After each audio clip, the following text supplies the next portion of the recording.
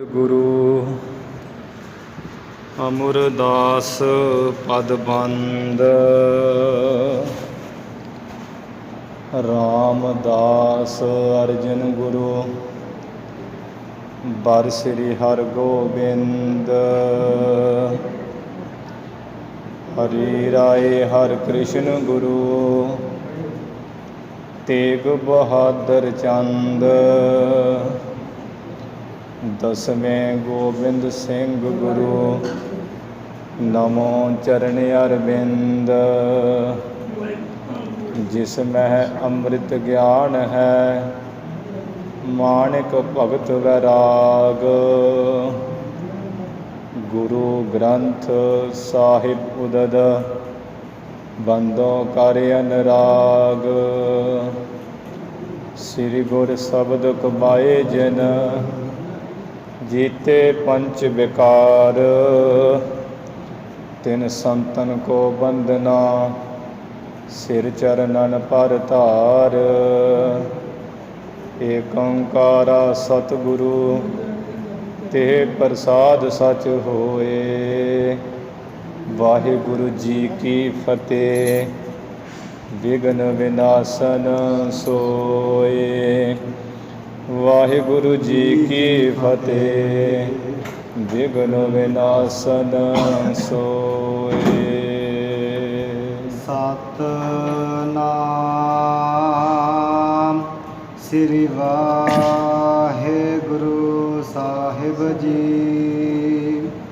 ਦੋਹਰਾ ਜਾਂ ਵਿਸਾਲ ਗੰਭੀਰ ਮਹਿ ਕੂਪ ਰੋਰ ਪਰ ਜਾਏ ਤਿਉ ਤਿਸ ਮੈਂ ਗਿਰ ਕੈ ਗਇਓ ਥਾਹੇ ਨਾ ਕਿਤਹੁ ਪਾਏ ਜਿਉ ਵਿਸਾਲ ਗੰਭੀਰ ਮਹਿ। ਵਾਹਿਗੁਰੂ ਜੀ ਕਾ ਖਾਲਸਾ ਵਾਹਿਗੁਰੂ ਜੀ ਕੀ ਫਤਿਹ। ਗੁਰੂ ਗਰੀਬ ਨਵਾਜ ਧੰਨ ਧੰਨ ਸ੍ਰੀ ਗੁਰੂ ਨਾਨਕ ਦੇਵ ਸੱਚੇ ਪਾਤਸ਼ਾਹ ਜੀ ਮਹਾਰਾਜ। ਧੰਨ ਧੰਨ ਸ੍ਰੀ ਗੁਰੂ ਗੋਬਿੰਦ ਸਿੰਘ ਸਾਹਿਬ ਜੀ ਮਹਾਰਾਜ। ਦਸੇ ਗੁਰੂ ਸਾਹਿਬਾਨਾਂ ਦੀ ਆਤਮਿਕ ਜੋਤ ਜਾਗਦੀ ਜੋਤ ਚਵਰ ਛਤਰ ਸਿੰਘਾਸਣ ਤਖਤ ਦੇ ਮਾਲਕ ਧੰਨ ਧੰਨ ਸ੍ਰੀ ਗੁਰੂ ਗ੍ਰੰਥ ਸਾਹਿਬ ਜੀ ਮਹਾਰਾਜ। ਸਤਿਗੁਰੂ ਜੀ ਦੀ ਸਾਜੀ ਨਿਵਾਜੀ ਗੁਰੂ ਰੂਪ ਗੁਰੂ ਪਿਆਰੀ ਸਾਧ ਸੰਗਤ ਜੀਓ,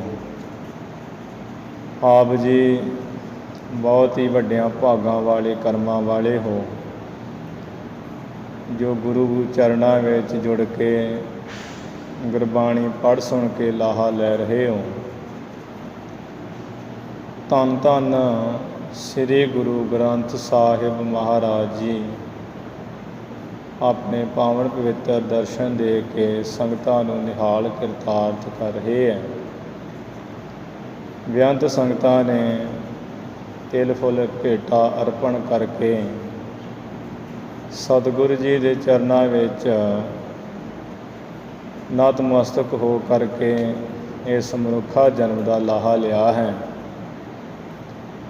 ਸੋ ਇਸ ਦੇ ਨਾਲ ਹੀ ਜੋ ਆਪਾਂ ਸਤਿਗੁਰੂ ਨਾਨਕ ਸਾਹਿਬ ਜੀ ਦਾ ਸੋਹਣਾ ਪਾਵਨ ਪਵਿੱਤਰ ਇਤਿਹਾਸ ਪੜ੍ਹ ਸੁਣ ਰਹੇ ਹਾਂ, ਹੁਣ ਉਸ ਕਥਾ ਦਾ ਸਮਾਂ ਹੋਇਆ ਹੈ।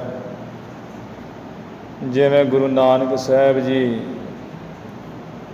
ਕਿਸੇ ਦਾ ਮਹਾਰਾਜ ਦੁੱਖ ਨਹੀਂ ਸਹਾਰ ਸਕਦੇ, ਜੋ ਦੁੱਖਾਂ ਦੇ ਨਾਸ ਕਰਨ ਵਾਸਤੇ ਇਸ ਧਰਤੀ ਮੰਡਲ ਉੱਪਰ ਪਰਮੇਸ਼ਰ ਨੇ ਆਪ ਗੁਰੂ ਨਾਨਕ ਸਾਹਿਬ ਦਾ ਸਰੀਰ ਧਾਰ ਕੇ ਆਇਆ ਹੈ। ਐਸੇ ਮਹਾਰਾਜ ਜੀ ਮਿੰਟ ਗੁਮਰੀ ਜੋ ਜ਼ਿਲ੍ਹਾ ਹੈ ਉੱਥੋਂ ਦੇ ਨਗਰ 7 ਘਰਾਂ ਦੇ ਸ਼ਾਹੂਕਾਰ ਨੂੰ ਸੁਖੀ ਕਰਕੇ ਉਸ ਦੀ ਘਰਵਾਲੀ ਨੂੰ ਸੋਹਣਾ ਉਪਦੇਸ਼ ਦੇ ਕੇ ਮੰਦੇ ਮਾਰਗ ਤੋਂ ਹਟਾ ਕੇ ਪ੍ਰੇਮਾ ਭਗਤੀ ਵਿੱਚ ਲਾਇਆ। ਉੱਥੋਂ ਚੱਲ ਕੇ ਮਹਾਰਾਜ ਮਿੰਟ ਗੁਮਰੀ ਦਾ ਜਿਹੜਾ ਦੂਸਰਾ ਸ਼ਹਿਰ ਹੈ ਦੀਪਾਲਪੁਰ, ਇੱਥੇ ਗੁਰੂ ਸਾਹਿਬ ਜੀ ਆਏ। ਇੱਥੋਂ ਦੇ ਲੋਕ ਜਿਹੜੇ ਭੈੜੀ ਮੱਤ ਵਾਲੇ ਸਨ, ਕੰਗਣਪੁਰ ਵਾਲਿਆਂ ਵਾਂਗੂ ਗੁਰੂ ਮਹਾਰਾਜ ਜੀ ਨੂੰ ਕਿਤੇ ਵੀ ਬੈਠਣ ਨਹੀਂ ਦਿੰਦੇ। ਇਹਨਾਂ ਦੀ ਮੰਦੀ ਮੱਤ ਵੇਖ ਕੇ ਗੁਰੂ ਸਾਹਿਬ ਜੀ ਦੀਪਾਲਪੁਰ ਨਗਰ ਤੋਂ ਦੱਖਣ ਪੂਰਬ ਦੇ ਪਾਸੇ ਵੱਲ ਇਹ ਦਰਬਾਰਵਾਦ ਜੰਗਲ ਵਿੱਚ ਆ ਗਏ। ਇੱਥੇ ਇੱਕ ਨੂਰਾ ਫਕੀਰ ਰਹਿੰਦਾ ਸੀ, ਜਿਹਨੂੰ ਕੋੜ ਹੋਣੇ ਕਰਕੇ ਨੂਰਾ ਕੋੜੀ ਕਿਹਾ ਜਾਂਦਾ ਸੀ। ਇਹ ਵਿਚਾਰਾ ਆਪਣੀ ਕੁਟੀਆ ਵਿੱਚ ਵਿਲਕਦਾ ਰਾਤ ਦਿਨ ਗੁਰੂ ਸਾਹਿਬ ਜੀ ਦੇ ਦੁੱਖ ਨੂੰ ਨਾਸ ਕਰਨ ਵਾਸਤੇ ਚਲੇ ਗਏ। ਇਹਦੀ ਹਾਏ ਹਾਏ ਸੁਣਦੇ ਜਦੋਂ ਇਹਦੀ ਕੁਟੀਆ ਦੇ ਪਾਸ ਗਏ, ਉੱਥੇ ਕੋਲ ਹੀ ਇੱਕ ਪਿੱਪਲ ਸੀ ਸੁੱਕਾ, ਜੋ ਬਿਲਕੁਲ ਜਦੋਂ ਉਹਦੇ ਹੇਠਾਂ ਮਹਾਰਾਜ ਜੀ ਬਿਰਾਜਮਾਨ ਹੋਏ ਤੇ ਉੱਥੇ ਹੀ ਉਹ ਸੂਕੇ ਤੇ ਹਰਿਆ ਥੀਆ, ਸੁੱਕੇ ਤੇ ਹਰਿਆ ਹੋ ਗਿਆ ਪਿੱਪਲ। ਇਹ ਨੂਰਾ ਕੋੜੀ ਜੋ ਜਦੋਂ ਇਹਨੇ ਵੇਖਿਆ ਵੀ ਇਹ ਕੌਣ ਆ ਗਏ ਐਸੇ ਸੰਤ ਮਹੰਤ ਮਹਾਨ, ਗੁਰੂ ਜੀ ਦਾ ਦਰਸ਼ਨ ਕਰਦਿਆਂ ਨੂੰ ਸ਼ਾਂਤੀ ਆਈ, ਚੁੱਪ ਕਰ ਗਿਆ। ਸੰਧਿਆ ਦੇ ਸਮੇਂ ਮਹਾਰਾਜ ਪਹੁੰਚੇ ਸੀ, ਆ ਰਹਿ ਰਾਸ ਦੇ ਸਮੇਂ ਦੇ ਹੀ, ਉਦੋਂ ਥੋੜ੍ਹਾ ਸਰੀਰ ਦਿਖਦੇ ਹੈ। ਜਦੋਂ ਥੋੜ੍ਹੀ ਰਾਤ ਹੋਈ, ਮਹਾਰਾਜ ਜੀ ਦਾ ਸਰੂਪ ਦਿਖਣਾ ਹਟ ਗਿਆ। ਇਹ ਵਿਚਾਰਾ ਹਾਏ ਮਰ ਗਿਆ, ਹਾਏ ਮਰ ਗਿਆ ਵਿਲਕਦਾ ਹੈ। ਇਹਦਾ ਦੁੱਖ ਵੇਖ ਕੇ ਮਹਾਰਾਜ ਜੀ ਅੱਜ ਸੱਚੇ ਪਾਤਸ਼ਾਹ ਜੀ ਉੱਥੇ ਹੀ ਬੈਠ ਗਏ, ਆਪ ਲੇਟੇ ਨਹੀਂ, ਬੈਠੇ ਰਹੇ। ਜਦੋਂ ਅੰਮ੍ਰਿਤ ਵੇਲਾ ਰਾਤ ਦੇ 2:30 ਵੱਜ ਗਏ, ਗੁਰੂ ਸਾਹਿਬ ਜੀ ਨੇ ਭਾਈ ਮਰਦਾਨਾ ਜੀ ਨੂੰ ਕਿਹਾ ਵੀ ਭਾਈ ਮਰਦਾਨਾ, ਰਬਾਬ ਛੇੜ, ਰਬਾਬ ਵਜਾ, ਤੁਰਕੀ ਬਾਣੀ ਦਾ ਸ਼ਬਦ ਉਚਾਰਨਾ ਹੈ। ਭਾਈ ਮਰਦਾਨਾ ਜੀ ਨੇ ਸਤਿਗੁਰੂ ਜੀ ਦੀ ਆਗਿਆ ਮੰਨ ਕੇ ਰਬਾਬ ਛੇੜਿਆ। ਭਾਈ ਬਾਲਾ ਜੀ ਚੌਂਕੜਾ ਮਾਰ ਕੇ ਬੈਠ ਗਏ। ਗੁਰੂ ਸਾਹਿਬ ਜੀ ਨੇ ਬਾਣੀ ਉਚਾਰਨ ਕੀਤੀ ਧਨਾਸਰੀ ਰਾਗ ਵਿੱਚ, ਜਿਉ ਤਪਤ ਹੈ ਬਾਰੋ ਬਾਰ, ਤਪ ਤਪ ਖਪੈ ਬਹੁਤ ਬੇਕਾਰ, ਜੈ ਤਨ ਬਾਣੀ ਵਿਸਰ ਜਾਏ, ਜੋ ਪੱਕਾ ਰੋਗੀ ਵਿਲ ਲਾਏ। ਇਹ ਸ਼ਬਦ ਜਦੋਂ ਸੰਪੂਰਨ ਗੁਰੂ ਸਾਹਿਬ ਜੀ ਨੇ ਸੁਣਾਇਆ, ਨੂਰੇ ਕੋੜੀ ਦਾ ਸਾਰਾ ਰੋਗ ਦੂਰ ਹੋ ਗਿਆ, ਕੋੜ ਨਿਵਰਤ ਹੋ ਗਿਆ ਅਤੇ ਨਾਲ ਹੀ ਦੀ ਦੇਹ ਸੋਨੇ ਵਰਗੀ ਹੋ ਗਈ। ਫਿਰ ਗੁਰੂ ਸਾਹਿਬ ਜੀ ਨੇ ਚਰਨਾਂ ਦੀ ਪੌਲ ਲਈ, ਪੌਲ ਲੈ ਕੇ ਸਿੱਖ ਹੋਇਆ, ਗਿਆਨ ਦਾ ਉਪਦੇਸ਼ ਲਿਆ। ਦੀਪਾਲਪੁਰ ਦੇ ਲੋਕਾਂ ਨੂੰ ਪਤਾ ਲੱਗਾ, ਜਿਹੜੇ ਬਹਿਣ ਨਹੀਂ ਸੀ ਦਿੰਦੇ ਉਹ ਨੱਠੇ ਆਏ। ਹੁਣ ਫਿਰ ਢਾਵਾਂ ਰੱਖ ਕੇ ਮੱਥੇ ਟੇਕਦੇ ਆਪਣੀ ਭੁੱਲ ਬਖਸ਼ੋ, ਕਹਿੰਦੇ ਮਹਾਰਾਜ ਸਾਡੀ ਭੁੱਲ ਬਖਸ਼ੋ, ਗਲਤੀ ਹੋ ਗਈ ਸਾਡੇ ਕੋਲੋਂ। ਗੁਰੂ ਸਾਹਿਬ ਜੀ ਦਿਆਲੂ ਕਿਰਪਾਲੂ ਜੋ ਹੈ, ਇਹਨਾਂ ਦੀ ਬੇਨਤੀ ਸੁਣ ਕੇ ਇਹਨਾਂ ਨੂੰ ਬਖਸ਼ਿਆ ਅਤੇ ਸਭ ਨੂੰ ਚਰਨਾਂ ਦੀ ਪੌਲ ਦੇ ਕੇ ਸਿੱਖ ਬਣਾਏ। ਇਵੇਂ ਦੀਪਾਲਪੁਰ ਵਿੱਚ ਅੱਜ ਵੀ ਗੁਰੂ ਨਾਨਕ ਸਾਹਿਬ ਜੀ ਦਾ ਬਾਰ-ਬਾਰ ਸੋਹਣਾ ਸਥਾਨ ਬਣਿਆ ਹੈ। ਪੂਰਨਮਾਸ਼ੀ ਵਾਲੇ ਦਿਨ ਇੱਥੇ ਮੇਲਾ ਲੱਗਦਾ ਹੈ, ਹਰ ਪੂਰਨਮਾਸ਼ੀ 'ਤੇ। ਅਤੇ ਗੁਰਦੁਆਰਾ ਨਾਨਕਿਆਣਾ ਸਾਹਿਬ ਉਸ ਦਾ ਨਾਮ ਹੈ, ਜੋ ਅੱਜ ਕੱਲ੍ਹ ਪਾਕਿਸਤਾਨ ਵਿੱਚ ਆ ਗਿਆ ਹੈ। ਜਿਹੜਾ ਪਿੱਪਲ ਹਰਿਆ ਹੋਇਆ ਸੀ, ਉਹ ਵੀ ਪਿੱਪਲ ਅੱਜ ਸੁਭਾਏਮਾਨ ਹੈ। ਇੱਥੋਂ ਹੀ ਗੁਰੂ ਸਾਹਿਬ ਜੀ ਨੇ ਐਮਨਾਬਾਦ ਨੂੰ ਚਾਲਾ ਮਾਰ ਦਿੱਤਾ। ਰਸਤੇ ਵਿੱਚ ਕੁਝ ਸੰਤ ਲੋਕ ਮਿਲੇ, ਜਿਹੜੇ ਕਹਿਣ ਲੱਗੇ ਮਹਾਰਾਜ, ਅਸੀਂ ਬੜੇ ਲੰਬੇ ਸਮੇਂ ਤੋਂ ਹੀ ਤੁਹਾਡਾ ਦਰਸ਼ਨ ਕਰਨਾ ਚਾਹੁੰਦੇ ਸੀ। ਅੱਜ ਪਰਮੇਸ਼ਰ ਦੀ ਦੇਵਨੇਤ ਅਕਸਮਾਤਰ ਹੀ ਤੁਹਾਡਾ ਦਰਸ਼ਨ ਹੋ ਗਿਆ ਹੈ, ਅੱਜ ਅਸੀਂ ਨਿਹਾਲ ਹੋ ਗਏ। ਫਿਰ ਕਹਿਣ ਲੱਗੇ ਵੀ ਜੇ ਆਪ ਜੀ ਦੀ ਆਗਿਆ ਹੋਵੇ ਅਤੇ ਸੰਤੋ ਮਹਾਰਾਜ ਜੀ ਸਾਨੂੰ ਆਗਿਆ ਦਿਓ, ਅਸੀਂ ਕੋਈ ਪਰਮੇਸ਼ਰ ਦੀ ਗਾਥਾ ਕਥਾ ਹੀ ਪੁੱਛ ਲਈਏ। ਗੁਰੂ ਮਹਾਰਾਜ ਕਹਿਣ ਲੱਗੇ ਵੀ ਐ ਸੰਤੋ, ਜੇ ਤੁਸਾਂ ਨੇ ਪਰਮੇਸ਼ਰ ਦੀ ਗਾਥਾ ਕਥਾ ਪੁੱਛਣੀ ਹੈ ਤੇ ਅਸੀਂ ਤੁਹਾਡੇ ਤੋਂ ਬਲਿਹਾਰ ਕੁਰਬਾਨ ਜਾਂਦੇ ਹਾਂ। ਭਗਤਾਂ ਦਾ ਸੰਤਾਂ ਦਾ ਤੇ ਕੰਮ ਹੀ ਹੈ ਕਿ ਪਰਮੇਸ਼ਰ ਦੀ ਹੀ ਵਿਚਾਰ ਕਰਨੀ, ਹੋਰ ਗੱਲਾਂ ਨਾ ਕਰਨੀਆਂ। ਤੁਸੀਂ ਧੰਨ ਹੋ, ਅਸੀਂ ਬੜੇ ਪ੍ਰਸੰਨ ਹਾਂ ਤੁਹਾਡੇ ਦੇ। ਫਿਰ ਇਹਨਾਂ ਕਿਹਾ ਵੀ ਆਪ ਪਰਮੇਸ਼ਰ ਰੂਪ ਹੀ, ਅਸੀਂ ਤੁਹਾਨੂੰ ਐਸਾ ਹੀ ਕਰਕੇ ਜਾਣਦੇ ਹਾਂ। ਆਪ ਜੀ ਪਰਮੇਸ਼ਰ ਦਾ ਭੇਦ ਜਾਣਦੇ ਹੋ ਕਿ ਸਾਨੂੰ ਦੱਸੋ ਕੈਸਾ ਹੈ, ਉਹਦੀ ਬਨਾਵਟ ਕੈਸੀ ਹੈ, ਮਹਾਰਾਜ ਉਹਦਾ ਅੰਤ ਕੈਸਾ ਹੈ। ਗੁਰੂ ਮਹਾਰਾਜ ਕਹਿਣ ਲੱਗੇ ਵੀ ਇਹ ਭਾਈ, ਇਹ ਸੰਤੋ, ਉਸ ਪਰਮੇਸ਼ਰ ਦਾ ਕੋਈ ਅੰਤ ਨਹੀਂ ਹੈ। ਉਹਨੂੰ ਜਿਹੜਾ ਬੇਅੰਤ ਕਹਿਣਾ ਹੈ ਉਹ ਅੰਤ ਹੈ ਉਹਦਾ। ਕਿਉਂਕਿ ਜਿੱਥੇ ਕੋਈ ਗੱਲ ਨਾ ਹੋਵੇ ਉੱਥੇ, ਜਿੱਥੇ ਬੋਲਣ ਹਾਰੀ ਹੈ ਤਿੱਥੇ ਚੰਗੀ ਚੁੱਪ। ਉੱਥੇ ਚੁੱਪ ਹੀ ਚੰਗੀ ਹੈ, ਜਿੱਥੇ ਬੋਲਿਆ ਨਾ ਜਾਏ ਕੁਝ। ਇਵੇਂ ਵਾਹਿਗੁਰੂ ਪਰਮਾਤਮਾ ਦੇ ਬੇਅੰਤ ਹੈ, ਉਹਦੇ ਬਾਰੇ ਕੀ ਬੋਲਣਾ ਹੈ, ਕੀ ਦੱਸਣਾ ਹੈ। ਇਸ ਕਰਕੇ ਜਿਹੜਾ ਉਸ ਪਰਮੇਸ਼ਰ ਸੰਤੋ ਬੇਅੰਤ ਕਹਿਣਾ, ਇਹੋ ਹੀ ਬਸ ਉਹਦਾ ਅੰਤ ਹੈ। ਫਿਰ ਮਹਾਰਾਜ ਜੀ ਕਹਿ ਹੋਰ ਵਿਸਥਾਰ ਨਾਲ ਸਾਧ ਸੰਗਤ ਜੀ ਦੱਸਿਆ ਵੀ ਸੁਣੋ ਸੰਤੋ, ਜਿਹੜੇ ਇਹ ਮਾਤ ਲੋਕ ਦੇ 12 ਮਹੀਨਿਆਂ ਦਾ ਸਾਲ ਬਣਦਾ ਹੈ, ਜਦੋਂ ਇੱਥੇ ਦੁਨੀਆ ਦੇ ਲੋਕਾਂ ਦਾ ਇੱਕ ਸਾਲ ਹੋ ਜਾਂਦਾ ਹੈ ਤੇ ਦੇਵਤਿਆਂ ਦਾ ਇੱਕ ਦਿਨ ਤੇ ਇੱਕ ਰਾਤ ਭਾਵ 24 ਘੰਟੇ ਬਣਦੇ ਆ। ਇਹੋ ਜਿਹੇ ਦੇਵਤਿਆਂ ਦੇ ਦਿਨਾਂ ਦਾ 2000 ਬਰਾ ਯੁੱਗ ਬੀਤ ਜਾਏ ਤੇ ਫਿਰ ਜਾ ਕੇ ਬ੍ਰਹਮਾ ਦਾ ਇੱਕ ਰਾਤ ਦਿਨ ਬਣਦਾ ਹੈ। ਇਹੋ ਜਿਹੇ ਦਿਨਾਂ ਦੇ ਬ੍ਰਹਮਾ ਦੇ ਰਾਤ ਦਿਨ ਦੇ ਜਦੋਂ 100 ਸਾਲ ਹੋ ਜਾਣ ਤੇ ਬ੍ਰਹਮਾ ਦੀ ਉਮਰ ਪੂਰੀ ਹੋ ਜਾਂਦੀ ਹੈ। ਜਦੋਂ ਬ੍ਰਹਮਾ ਦੀ ਉਮਰ ਪੂਰੀ ਹੋ ਜਾਂਦੀ, ਉਦੋਂ ਵਿਸ਼ਨੂੰ ਭਗਵਾਨ ਦਾ ਇੱਕ ਰਾਤ ਦਿਨ ਹੁੰਦਾ ਹੈ। ਫਿਰ ਜਦੋਂ ਉਹਨਾਂ ਦੇ ਇਹੋ ਜਿਹੇ ਦਿਨਾਂ ਦੇ 100 ਸਾਲ ਹੋ ਜਾਣ ਤੇ ਉਹਨਾਂ ਦੀ ਉਮਰ ਪੂਰੀ ਹੁੰਦੀ ਹੈ, ਤੇ ਸ਼ਿਵ ਜੀ ਦਾ ਜਿਹੜਾ ਇੱਕ ਦਿਨ ਰਾਤ ਦਿਨ ਬਣਦਾ ਹੈ, ਉਹ ਫਿਰ ਸ਼ਿਵ ਜੀ ਦੇ ਇਹੋ ਜਿਹੇ ਇੱਕ ਦਿਨ ਰਾਤ ਦੇ 100 ਸਾਲ ਹੋ ਜਾਣ ਤੇ ਸ਼ਿਵ ਜੀ ਦਾ ਅੰਤ ਹੁੰਦਾ ਹੈ। ਇਹ ਸੰਤੋ, ਜਿਹੜੇ ਉਸ ਪਰਮੇਸ਼ਰ ਦੀ ਮਾਇਆ ਹੈ ਨਾ, ਇਹ ਦੇਵਤੇ ਵੀ ਚਲੇ ਜਾਂਦੇ ਤੇ ਉਹਦੇ ਨਿਮਖ ਮਾਤਰ ਹੀ ਸਮਾਂ ਹੁੰਦਾ। ਮਾਇਆ ਦਾ ਸਮਾਂ ਇੰਨਾ ਬੀਤਦਾ, ਅੱਖ ਦੇ ਝਮੱਕੇ ਮਾਤਰ, ਅੱਖ ਖੋਲ੍ਹਣੀ ਤੇ ਬੰਦ ਕਰਨੀ, ਇਹ ਮਾਇਆ ਦਾ ਨਿਮਖ ਹੈ। ਇੰਨਾ ਕੁਝ ਬੀਤ ਜਾਂਦਾ ਹੈ। ਜਦੋਂ ਉਸ ਮਾਇਆ ਦਾ ਹੀ ਅੰਤ ਨਹੀਂ ਹੈ ਤੇ ਫਿਰ ਪਰਮੇਸ਼ਰ ਦਾ ਅੰਤ ਕਿੱਥੋਂ ਪੈਣਾ, ਉਹਦੇ ਮਾਲਕ ਦਾ। ਫਿਰ ਸਤਿਗੁਰੂ ਜੀ ਨੇ ਸ਼ਬਦ ਉਚਾਰਨ ਕੀਤਾ ਗੁਜਰੀ ਰਾਗ ਵਿੱਚ, ਨਾਭ ਕਮਲ ਤੇ ਬ੍ਰਹਮਾ ਉਪਜੈ, ਵੇਦ ਪੜ੍ਹੈ ਮੁਖ ਕੰਠ ਸਵਾਰ, ਤਾਂ ਕੋ ਅੰਤ ਨਾ ਜਾਈ ਲਖਣਾ, ਆਵਦ ਜਾਤ ਰਹਿ ਗੁਬਾਰ। ਕਿ ਪਰਮਾਤਮਾ ਦਾ ਅੰਤ ਬ੍ਰਹਮਾ ਨਹੀਂ ਪਾ ਸਕਿਆ। ਉਸ ਦੀ ਨਭ, ਪਰਮੇਸ਼ਰ ਦੀ ਨਾਭੀ ਦੇ ਵਿੱਚ ਕਮਲ ਫੁੱਲ ਪੈਦਾ ਹੋਇਆ, ਕਮਲ ਦੀ ਨਾਲੀ ਵਿੱਚ ਬ੍ਰਹਮਾ ਡਿੱਗ ਪਿਆ, ਅੰਤ ਨਹੀਂ ਪਾ ਸਕਿਆ।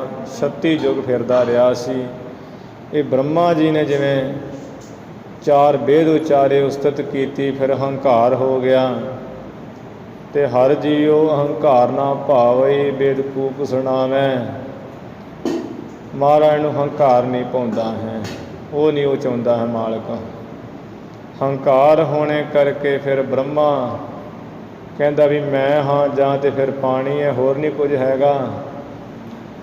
ਆਕਾਸ਼ਵਾਣੀ ਹੋਈ, ਬ੍ਰਹਮਾ ਤੈਨੂੰ ਪੈਦਾ ਕਰਨ ਵਾਲਾ ਹੋਰ ਹੈ। ਇਹ ਕਹਿੰਦਾ ਵੀ ਮੈਂ ਤਾਂ ਕਿਸੇ ਨੂੰ ਦੇਖ ਨਹੀਂ ਰਿਹਾ, ਹੋਰ ਕਿਹੜਾ ਇੱਥੇ ਮੈਂ ਤੇ ਜਾਂ ਪਾਣੀ ਹੈ।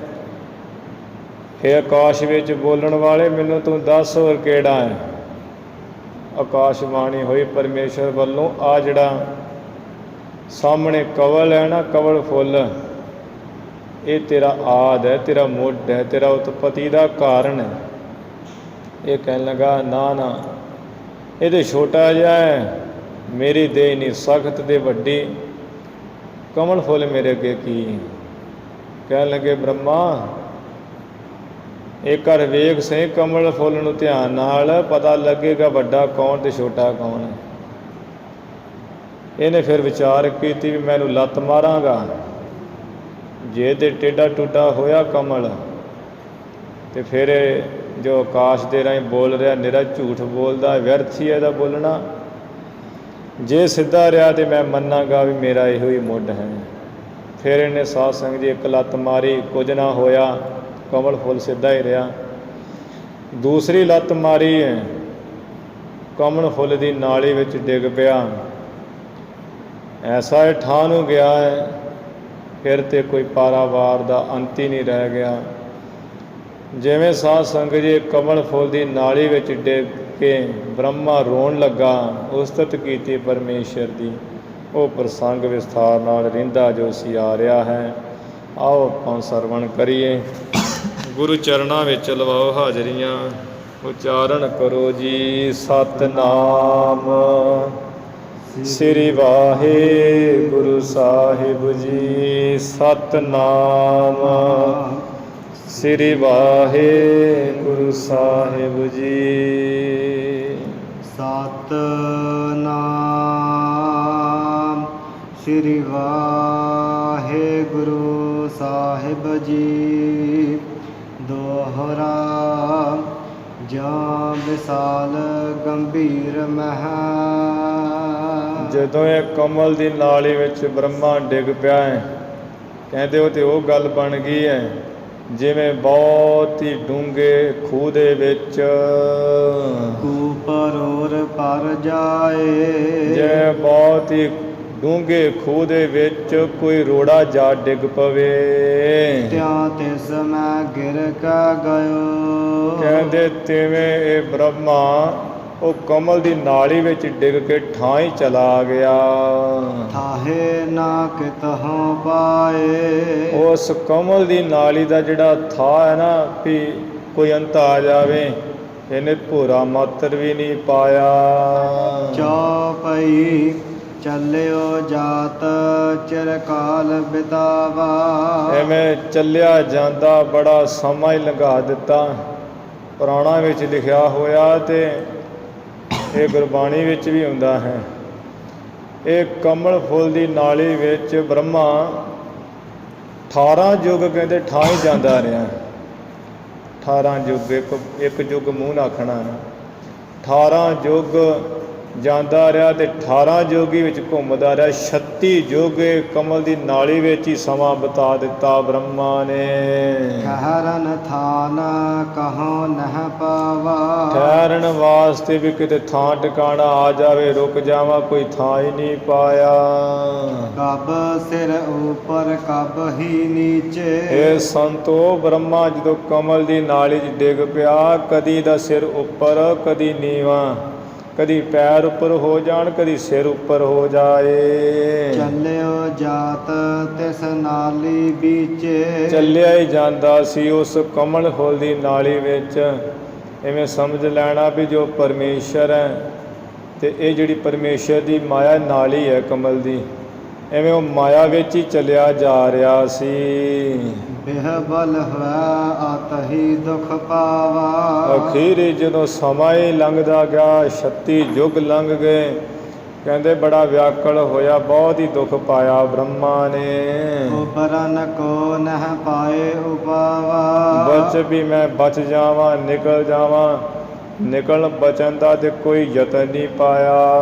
ਆਦ ਮਦ ਅੰਤ ਹਾਂ ਸਾਰੇ। ਜੋ ਬ੍ਰਹਮਾ ਕਹਿੰਦਾ ਸੀ ਆਦ ਵੀ ਮੈਂ ਹੀ ਹਾਂ, ਪਹਿਲਾਂ ਵੀ ਮੈਂ ਸੀ, ਹੁਣ ਵੀ ਮੈਂ ਹਾਂ, ਅਖੀਰ ਨੂੰ ਮੈਂ ਹੀ ਹੋਵਾਂਗਾ। ਪ੍ਰਥਮ ਗਰਭ ਤੇ ਬਚਨ ਉਚਾਰੇ। ਜੋ ਬ੍ਰਹਮਾ ਨੇ ਪਹਿਲਾਂ ਹੰਕਾਰ ਦੇ ਵਿੱਚ ਆ ਕੇ ਐਸੇ ਬਚਨ ਕਹੇ ਸੀ ਵੀ ਪਹਿਲਾਂ ਵੀ ਮੈਂ ਸੀ, ਹੁਣ ਵੀ ਮੈਂ ਹਾਂ, ਬਾਅਦ 'ਚ ਵੀ ਮੈਂ ਹੀ ਰਹਾਂਗਾ, ਮੈਂ ਹੀ ਮੈਂ ਹੋਈ ਪਈ ਸੀ। ਸੋ ਸਭ ਗਰਭ ਗਇਓ ਤਿਹ ਉਰ ਤੇ। ਇਹ ਸੰਤੋ ਸਾਰਾ ਹੰਕਾਰ ਬ੍ਰਹਮਾ ਦੇ ਉਰਦੇ ਤੋਂ ਬਾਹਰ ਚਲਿਆ ਗਿਆ, ਨਿਕਲ ਗਿਆ। ਪਾਏ ਸ਼ਰਮ ਜਬ ਗਿਰਗਾ ਧੁਰ ਤੇ। ਜਦੋਂ ਕਮਲ ਦੀ ਨਾਲੀ ਦੇ ਧੁਰ ਤੋਂ ਭਾਵ ਸ਼ੁਰੂ ਤੋਂ ਠਾਂ ਡਿੱਗ ਪਿਆ, ਇਹਨੇ ਬੜਾ ਥਕੇਵਾਂ ਪਾਇਆ, ਬੜਾ ਥੱਕ ਗਿਆ ਵੀ ਓਹੋ ਇੰਨਾ ਸਮਾਂ ਦੇ ਯੁੱਗ ਲੰਘ ਗਏ ਮੈਨੂੰ ਵਿੱਚ।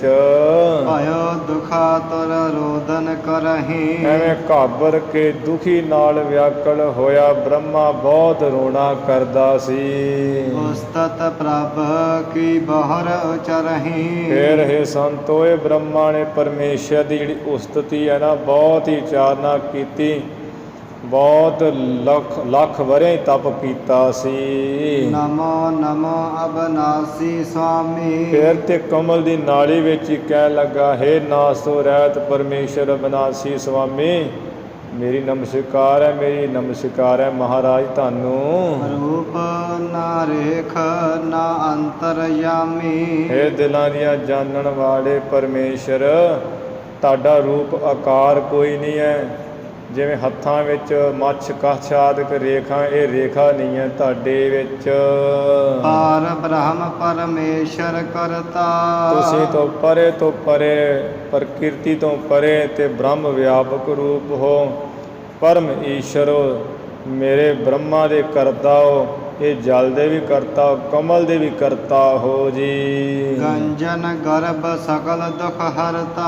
ਮੇਰੇ ਵਰਗੇ ਬ੍ਰਹਮਾ ਦੇ ਜਿਹੜੇ ਹੰਕਾਰ ਨੂੰ ਨਾਸ ਕਰਨ ਵਾਲੇ ਹੋ ਜੀ, ਸਾਰੇ ਦੁੱਖਾਂ ਦੇ ਹਰਤਾ ਨਾਸ ਕਰਨ ਵਾਲੇ ਹੋ। ਸ੍ਰੀ ਅਕਾਲ ਪਿਖ ਦੀਨ ਦਿਆਲਾ। ਉਸ ਵੇਲੇ ਗੁਰੂ ਮਹਾਰਾਜ ਕਹਿਣ ਲੱਗੇ, ਹੇ ਸੰਤ ਜਨੋ, ਜਦੋਂ ਬ੍ਰਹਮਾ ਨੇ ਐਸੀ ਉਸਤਤ ਕੀਤੀ, ਸੋਭਾ ਵਾਲੇ ਅਕਾਲ ਪੁਰਖ ਪਰਮੇਸ਼ਰ ਜੋ ਦੀਨਾਂ ਗਰੀਬਾਂ ਤੇ ਦਿਆਲਤਾ ਕਰਨ ਵਾਲਾ, ਐਸਾ ਹੀ ਬ੍ਰਹਮਾ ਨੂੰ ਵੇਖ ਕੇ ਕਾਢ ਨਾਲ ਤੇ ਲੀਓ ਤਤਕਾਲਾ। ਬੜੀ ਛੇਤੀ ਨਾਲ ਹੀ ਬ੍ਰਹਮਾ ਨੂੰ ਕੱਢ ਲਿਆ, ਜਿਹੜਾ 36 ਯੁੱਗ ਹਨੇਰੇ ਵਿੱਚ ਹੀ ਤੁਰਿਆ ਫਿਰਦਾ ਰਿਹਾ ਹੈ। ਤਮ ਗਬਾਰ ਤੇ ਬਾਹਰ ਆਇਓ। ਐਸੇ ਘੁੱਪ ਹਨੇਰੇ ਤੋਂ ਬਾਹਰ ਆਇਆ, ਜੋ ਮਾਇਆ ਦੇ ਹਨੇਰੇ ਵਿੱਚ ਹੀ ਫਿਰ ਰਿਹਾ ਸੀ, ਬਾਹਰ ਆਇਆ। ਬੈਠ ਕਮਲ ਪਰ ਬਹੁ ਸੁਖ ਪਾਇਓ। ਤੇ ਐਵੇਂ ਕਮਲ ਫੁੱਲ ਉੱਪਰ ਬੈਠ ਕੇ ਬ੍ਰਹਮਾ ਨੇ ਬਹੁਤ ਹੀ ਸੁਖ ਪਾਇਆ। ਕਰਨ ਪਰ ਸੰਸਾ ਲੱਗਿਆ ਬਹਾਰੀ। ਫਿਰ ਬ੍ਰਹਮਾ ਬਾਹਰ ਨਿਕਲ ਕੇ ਕਮਲ ਫੁੱਲ ਤੇ ਬੈਠ ਕੇ ਫਿਰ ਪਰਮੇਸ਼ਰ ਦੀ ਬੜੀ ਪ੍ਰਸ਼ੰਸਾ ਵਡਿਆਈ ਕਰਨ ਲੱਗ ਪਿਆ। ਬੰਦ ਹੈ ਬਾਰ ਬਾਰ ਕਰ ਜੋਰੀ। ਦੋਵੇਂ ਹੱਥ ਜੋੜ ਕੇ ਬਾਰ ਨਮਸਕਾਰਾਂ ਕਰਦਾ, ਮੱਥੇ ਟੇਕਦਾ। ਵਿਖਦਾ ਕੁਝ ਨਹੀਂ ਹੈ, ਹੁਣ ਕਮਲ ਤੇ ਬੈਠਾ ਹੈ, ਕੁਝ ਨਹੀਂ ਦਿਖਦਾ। ਪਹਿਲਾਂ ਤੇ ਪਾਣੀ ਦਿਖਦਾ ਸੀ ਨਾ, ਤੇ ਜਾਂ ਆਪਣਾ ਆਪ ਦਿਖਦਾ ਸੀ, ਹੁਣ ਦਿਖ ਕੁਝ ਨਹੀਂ ਰਿਹਾ। ਫੇਰ ਵੀ ਹੱਥ ਜੋੜ ਕੇ 4 ਚੁਫੇਰੇ ਮੱਥੇ ਟੇਕੀ ਜਾਂਦਾ ਹੈ। ਅਗਮ ਅਗੋਚਰ ਅਲਖ ਅਨੰਤਾ। ਕਹਿਣ ਲੱਗਾ, ਹੈ ਪਰਮੇਸ਼ਰ ਤੂੰ ਗਮਤਾ ਪਹੁੰਚ ਤੋਂ ਰਹਿਤ ਹੈ। ਅਗੋਚਰ ਜਿਹੜੀਆਂ ਇੰਦਰੀਆਂ ਕਰਕੇ ਤੇਰੇ ਪਾਸ ਚੱਲ ਕੇ ਨਹੀਂ ਆ ਜਾਂਦਾ। ਤੂੰ ਇੰਦਰੀਆਂ ਦੇ ਵਿਸ਼ਿਆਂ ਤੇ ਵੀ ਇੰਦਰੀਆਂ ਨਾਲ ਪੈਰਾਂ ਨਾਲ ਚੱਲ ਕੇ ਤੇਰੇ ਕੋਲ ਪਹੁੰਚਿਆ ਨਹੀਂ ਜਾ ਸਕਦਾ। ਨੇਤਰਾਂ ਨਾਲ ਤੈਨੂੰ ਵੇਖਿਆ ਨਹੀਂ ਜਾ ਸਕਦਾ।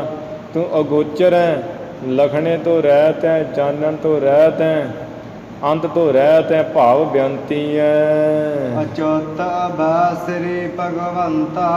ਅਚੁੱਤ ਅਟਲ ਹੈ, ਅਗੇੜ ਹੈ, ਅਵੈ ਨਾਸ ਤੋਂ ਰਹਿਤ, ਬਨਾਸੀ ਹੈ। ਹੇ ਸ਼੍ਰੀ ਭਗਵਾਨ, ਸਤ ਅਰੂਪ ਅਨੂਪ ਅਲੇਖਾ। ਤ੍ਰੈ ਕਾਲ ਬਾਦ ਸਰੂਪ ਹੈ, ਭਾਵ ਤੂੰ ਸਤ ਸਰੂਪ ਹੈ। ਤੂੰ ਤੇਰਾ ਤਿੰਨਾਂ ਸਮਿਆਂ 'ਚ ਮਹਾਰਾਜ ਨਾਸ ਨਹੀਂ ਹੈ। ਤੂੰ ਤਿੰਨਾਂ ਸਮਿਆਂ 'ਚ ਵਰਤਣ ਵਾਲਾ ਹੈ, ਭੂਤ ਭਵਿੱਖ ਵਰਤਮਾਨ। ਰੂਪ ਤੋਂ ਰਹਿਤ ਹੈ, ਰੂਪ ਰੰਗਾਂ ਤੋਂ ਵੀ ਰਹਿਤ ਹੈ ਤੂੰ ਪਰਮੇਸ਼ਰ। ਇਸੇ ਤਰ੍ਹਾਂ ਤੂੰ ਮਾਲਕ ਆਕਾਰਾਂ ਤੋਂ ਵੀ ਰਹਿਤ, ਤੇਰਾ ਕੋਈ ਆਕਾਰ ਵੀ ਨਹੀਂ ਹੈ। ਅਨੂਪ ਤੂੰ ਉਪਮਾ ਤੋਂ ਵੀ ਰਹਿਤ ਹੈ, ਲੇਖੇ ਤੋਂ ਰਹਿਤ ਹੈ, ਹਿਸਾਬ ਕਿਤਾਬ ਵਿੱਚ ਨਹੀਂ ਆਉਂਦਾ ਹੈ ਤੂੰ। ਨਿਤ ਅਭੁੱਤ ਅਛੂਤ ਭੇਖਾ। ਫਿਰ ਨਿਤ ਹਮੇਸ਼ਾ ਰਹਿਣ ਵਾਲਾ ਹੈ। ਅਭੁੱਤ ਕਹੀਏ ਅਚਰਜ ਰੂਪ ਹੈ, ਅਨੋਖਾ ਹੀ ਹੈ ਮਾਲਕਾ। ਅਛੂਤ ਪਵਿੱਤਰ ਹੈ, ਭੇਖਾਂ ਤੋਂ ਰਹਿਤ ਹੋ ਤੁਸੀਂ। ਅਕਰਮ ਅਪਰਮ ਉਦਵੈਤ ਅਨਾਸਾ। ਕਰਮਾਂ ਤੋਂ ਰਹਿਤ ਹੈ, ਭਰਮਾਂ ਤੋਂ ਰਹਿਤ ਹੈ, ਅਦਵੈਤ ਸਰੂਪ ਹੈ। ਨਾਸ ਤੋਂ ਰਹਿਤ ਭਾਵ ਅਬਿਨਾਸੀ, ਜੀਵਨ ਕੋ ਦਾਤਾ ਅਬਿਨਾਸੀ ਹੈ। ਅਭੈ ਅਨਾਦਿ ਸੁਤੇ ਪ੍ਰਕਾਸ਼ਾ। ਭੈ ਤੋਂ ਰਹਿਤ ਹੈ, ਭਾਵ ਨਿਰਭਉ ਹੈ। ਆਦਿ ਤੋਂ ਰਹਿਤ ਅਨਾਦਿ ਹੈ, ਸੁਤੇ ਪ੍ਰਕਾਸ਼। ਸੁੱਤੇ ਸਿੱਧੀ ਆਪ ਆਪਣੇ ਆਪ ਤੋਂ ਪ੍ਰਕਾਸ਼ ਹੈ, ਆਪਣੇ ਆਪ ਤੋਂ ਹੀ ਬਣਿਆ, ਸਵਯੰਭੂ ਹੈ, ਸਹਿ ਭੰਗ ਹੈ, ਕਿਸੇ ਦਾ ਬਣਾਇਆ ਹੋਇਆ ਨਹੀਂ, ਪੈਦਾ ਕੀਤਾ ਨਹੀਂ ਹੈ ਮਾਲਕਾ। ਰੇਖ ਨਾ ਰੰਗ ਨਾ ਮੋਹ ਨਾ ਮਾਇਆ। ਹੇ ਪਰਮੇਸ਼ਰ, ਤੂੰ ਤੇ ਮੱਛ ਕਸ਼ ਰੇਖਾਵਾਂ ਤੋਂ ਰਹਿਤ ਹੈ, ਤੇਰੇ ਅੰਦਰ ਕੋਈ ਰੇਖਾ ਨਹੀਂ ਹੈ, ਤੇਰਾ ਗੋਰਾ ਕਾਲਾ ਸ਼ਾਮ ਰੰਗ ਨਹੀਂ ਹੈ। ਫਿਰ ਮੋਹ ਨਾ ਮਾਇਆ, ਤੈਨੂੰ ਮਾਇਆ ਦਾ ਵੀ ਮੋਹ ਨਹੀਂ ਹੈ, ਕਿਉਂਕਿ ਮਾਇਆ ਤੂੰ ਹੀ ਪੈਦਾ ਕੀਤੀ ਹੈ। ਅਜਾ ਅਜਨਮਾ ਅਜਰ ਅਜਾਇਆ। ਅਜੈ ਤੂੰ ਜਿੱਤਣ ਤੋਂ ਰਹਿਤ ਹੈ, ਜਨਮਾਂ ਤੋਂ ਰਹਿਤ, ਅਜੂਨੀ ਹੈ। ਇਸੇ ਤਰ੍ਹਾਂ ਵਡੇਪੇ ਤੋਂ ਰਹਿਤ ਹੈ। ਮਹਾਰਾਜ ਤੈਨੂੰ ਵਡੇਪਾ ਨਹੀਂ ਹੁੰਦਾ, ਤੂੰ ਸਦਾ ਇੱਕ ਰਸ ਰਹਿਣਾ ਹੈ। ਅਜਾਇਆ, ਜਿਵੇਂ ਇਸਤਰੀਆਂ ਬੱਚਿਆਂ ਨੂੰ ਪੈਦਾ ਕਰਦੀਆਂ, ਇਸਤਰੀ ਦੇ ਰਾਹੀਂ ਤੂੰ ਪੈਦਾ ਨਹੀਂ ਹੁੰਦਾ ਹੈ। ਨਾ ਤਾਤੈ ਨਾ ਮਾਤੈ ਨਾ ਜਾਤੈ ਨਾ ਪਾਤੈ। ਐਸਾ ਹੈ ਮਾਲਕ ਤੇਰਾ ਮਾਤਾ ਪਿਤਾ ਕੋਈ ਨਹੀਂ ਹੈ। ਇਹ ਨਿਰਗੁਣ ਸਰੂਪ ਦੀ ਕਥਾ ਹੈ। ਇਹ ਜੇ ਪਰਮੇਸ਼ਰ ਦਾ ਜਿਹੜਾ ਨਿਰਗੁਣ ਸਰੂਪ ਉਹਦੀ ਕਥਾ ਹੈ। ਅਤੇ ਸਤਿਗੁਰੂ ਜੀ ਨਿਰਗੁਣ ਸਰੂਪ, ਨਿਰਗੁਣ ਆਪ ਸਰਗੁਣ ਵੀ ਉਹੀ। ਅੱਜ ਜਦੋਂ ਇਹੋ ਜਿਹੀ ਕਥਾ ਕਰਦੇ ਹਾਂ ਤਾਂ ਅਸੀਂ ਬੜਾ ਕੀ ਕਹਿੰਦੇ, ਉਹਦਾ ਜੀ ਤਾਤ ਮਾਤ ਕੋਈ ਮਾਂ ਪਿਓ ਨਹੀਂ ਹੈਗਾ। ਅਤੇ ਗੁਰੂ ਨਾਨਕ ਸਾਹਿਬ ਜੀ ਦੇ ਤਾਂ ਮਾਤਾ ਪਿਤਾ ਹੋਏ ਹੈ। ਇਸ ਕਰਕੇ ਵੀ ਗੁਰੂ ਨਾਨਕ ਸਾਹਿਬ ਨਾ ਪਰਮੇਸ਼ਰ ਦੇ ਭੇਜੇ ਹੋਏ ਆ, ਅਤੇ ਭਾਵ ਗੁਰੂ ਵੀ ਦਾਸ ਹੀ ਹੈ। ਉੱਥੇ ਪੈ ਜਾਂਦਾ ਸਿਆਪਾ ਸਾਰਿਆਂ ਨੂੰ। ਫਿਰ ਲੋਕ ਸਮਝ ਲੈਂਦੇ ਆ ਵੀ ਗੁਰੂ ਨਾਨਕ ਸਾਹਿਬ ਦੇ ਭੇਜੇ ਹੋਏ ਪਰਮੇਸ਼ਰ ਦੇ ਪਰਮੇਸ਼ਰ ਵੱਖਰਾ ਹੈ। ਇਹ ਭਾਈ ਐਸਾ ਨਹੀਂ ਹੈ। ਗੁਰੂ ਨਾਨਕ ਦੇਵ ਗੋਬਿੰਦ ਰੂਪ ਪਰਮਾਤਮਾ ਗੁਰੂ ਨਾਨਕ ਸਾਹਿਬ ਜੀ ਹੈ। ਜੋਤ ਰੂਪ ਹਰ ਆਪ ਗੁਰੂ ਨਾਨਕ ਕਹਾਇਓ। ਇਹ ਨਿਰਗੁਣ ਸਰੂਪ ਵੀ ਉਹਦਾ ਮਾਲਕ ਦਾ, ਜਿੱਥੇ ਸਿਰਫ ਪ੍ਰਕਾਸ਼ ਰੂਪ ਹੈ। ਉੱਥੇ ਕੋਈ ਮਾਤਾ ਪਿਤਾ, ਕੋਈ ਭਾਈ ਬੰਦ, ਨਾ ਸੱਤਰ ਹੈ, ਨਾ ਮਿੱਤਰ ਹੈ, ਨਾ ਤਾਤਾ ਨਾ ਮਾਤਾ ਹੈ। ਉੱਥੇ ਇਹ ਅਵਸਥਾ ਹੈ ਨਿਰਗੁਣ ਸਰੂਪ ਦੀ। ਜਦੋਂ ਸਰਗੁਣ ਸਰੂਪ ਵਿੱਚ ਆ ਜਾਂਦਾ ਉਦੋਂ ਮਹਾਰਾਜ ਸਰੀਰ ਦੇ ਸਹਿਤ ਹੋ ਜਾਂਦਾ ਹੈ। ਅਤੇ ਜਦੋਂ ਸਰੀਰ ਦੇ ਸਹਿਤ ਹੋਇਆ ਤਾਂ ਉਦੋਂ ਮਾਂ ਪਿਓ ਦੇ ਸੁਭਾਅ ਕੀ ਹੈ ਹੋਣੇ। ਇਵੇਂ ਸਮਝ ਲੈਣਾ ਇੱਥੇ ਨਿਰਗੁਣ ਸਰੂਪ ਦੇ ਕਥਨ ਹੈ, ਜਿਵੇਂ ਜਾਪ ਸਾਹਿਬ 'ਚ ਆਉਂਦਾ ਹੈ। ਇਸ ਕਰਕੇ ਸਮਝ ਲੈਣਾ ਚਾਹੀਦਾ ਨਿਰਗੁਣ ਸਰੂਪ ਅਤੇ ਸਰਗੁਣ ਸਰੂਪ ਦੀ ਕੀ ਕਥਾ ਹੈ। ਅਜਾ ਅਜਨਮਾ ਅਜਰ ਅਜਾਇਆ। ਅੱਗੇ ਪੜ੍ਹ ਅੱਗੇ। ਸਭ ਤਾ ਦੂਰ ਸਭਨ ਅਤ ਪਾਸਾ। ਹੇ ਪਰਮੇਸ਼ਰ, ਤੂੰ ਸਾਰਿਆਂ ਤੋਂ ਦੂਰ ਹੈ ਅਗਿਆਨ ਕਰਕੇ, ਸਾਰਿਆਂ ਦੇ ਤੂੰ ਪਾਸ ਹੈ ਜਿਹੜੇ ਗਿਆਨ ਵਿੱਚ ਮਿਲੇ ਹੋਏ ਹੈ। ਐਸਾ ਹੈ ਤੂੰ ਹਸਤੀ ਵਾਲਾ। ਸਦਾ ਅਲੇਪ ਸਰਬ ਮਹਿ ਬਾਸਾ। ਸਦਾ ਫਿਰ ਨਿਰਲੇਪ ਹੈ ਸਾਰਿਆਂ ਤੋਂ, ਅਤੇ ਸਾਰਿਆਂ ਦੇ ਵਿੱਚ ਤੇਰਾ ਵਾਸਾ ਹੈ। ਸਭ ਕੇ ਮੱਧ ਅਲਿਪਤੋ ਰਹਿ, ਸਾਰਿਆਂ ਵਿੱਚ ਸਮਾਇਆ ਵੀ ਹੋਇਆ। ਭਾਵ ਆ ਜਿਵੇਂ ਸਾਡੇ ਹਿਰਦਿਆਂ ਵਿੱਚ ਹੈ ਨਾ, ਘਟ ਘਟ ਮੈਂ ਹਰ ਜੂ ਵਸੈ, ਅੰਦਰ ਵੀ ਹੈ ਅਤੇ ਅੰਦਰ ਹੈਗਾ ਵੀ ਨਹੀਂ ਹੈ, ਕਿਉਂਕਿ ਉਹ ਪਰਮੇਸ਼ਰ ਨਿਰਲੇਪ ਹੈ। ਜਿਵੇਂ ਆਕਾਸ਼ ਅਸੰਗ ਨਿਰਲੇਪ ਰਹਿੰਦਾ, ਕਦੀ ਘੇਰੇ ਵਿੱਚ ਨਹੀਂ ਆਉਂਦਾ। ਨੇਤ ਨੇਤ ਨਿਤ ਪਰ ਪਾਰਾ। ਨੇਤ ਨਹੀਂ ਹੈ ਤੇਰਾ ਅੰਤ, ਨਹੀਂ ਹੈ ਤੇਰਾ ਅੰਤ, ਹਮੇਸ਼ਾ ਬੇਅੰਤ ਬੇਅੰਤ ਹੀ ਹੈ। ਪਾਰਾਵਾਰ ਤੋਂ ਰਹਿਤ, ਪ੍ਰਕਿਰਤੀ ਤੋਂ ਪਰੇ ਹੈ ਪਰਮਾਤਮਾ। ਸਹਸਰ ਨਾਮ ਆਸ ਬਦਨ ਉਚਾਰਾ। ਐ ਸੰਤੋ ਇਸ ਤਰ੍ਹਾਂ ਬ੍ਰਹਮਾ ਨੇ ਹਜ਼ਾਰਾਂ ਹੀ ਨਾਮ ਪਰਮੇਸ਼ਰ ਦੇ ਉਚਾਰਨਾ ਕੀਤੇ। ਤਿਹ ਸ਼ਿਰ ਨਭ ਬਾਣੀ ਪੁਨ ਹੋਈ। ਉਸ ਸਮੇਂ ਨਭ ਭੁੱਲਾ ਹੀ ਪੜਨਾ ਹੈ। ਉਸ ਸਮੇਂ ਜਿਹੜੀ ਆਕਾਸ਼ ਬਾਣੀ ਫਿਰ ਹੋਈ। ਮੇਘ ਗਰਜ ਮਦਰੀ ਜਿਉ ਸੋਈ। ਜਿਵੇਂ ਬੱਦਲ ਗੱਜਦਾ ਹੈ ਮਿੱਠੀ ਮਿੱਠੀ ਆਵਾਜ਼ ਵਿੱਚ, ਇਵੇਂ ਆਕਾਸ਼ ਬਾਣੀ ਫਿਰ ਮਿੱਠੀ ਮਿੱਠੀ ਆਵਾਜ਼ 'ਚ ਹੋਈ। ਦੋਹਰਾ ਤਪ ਕਰ ਤਪ ਕਰ ਤਪ ਕਰਹੁ।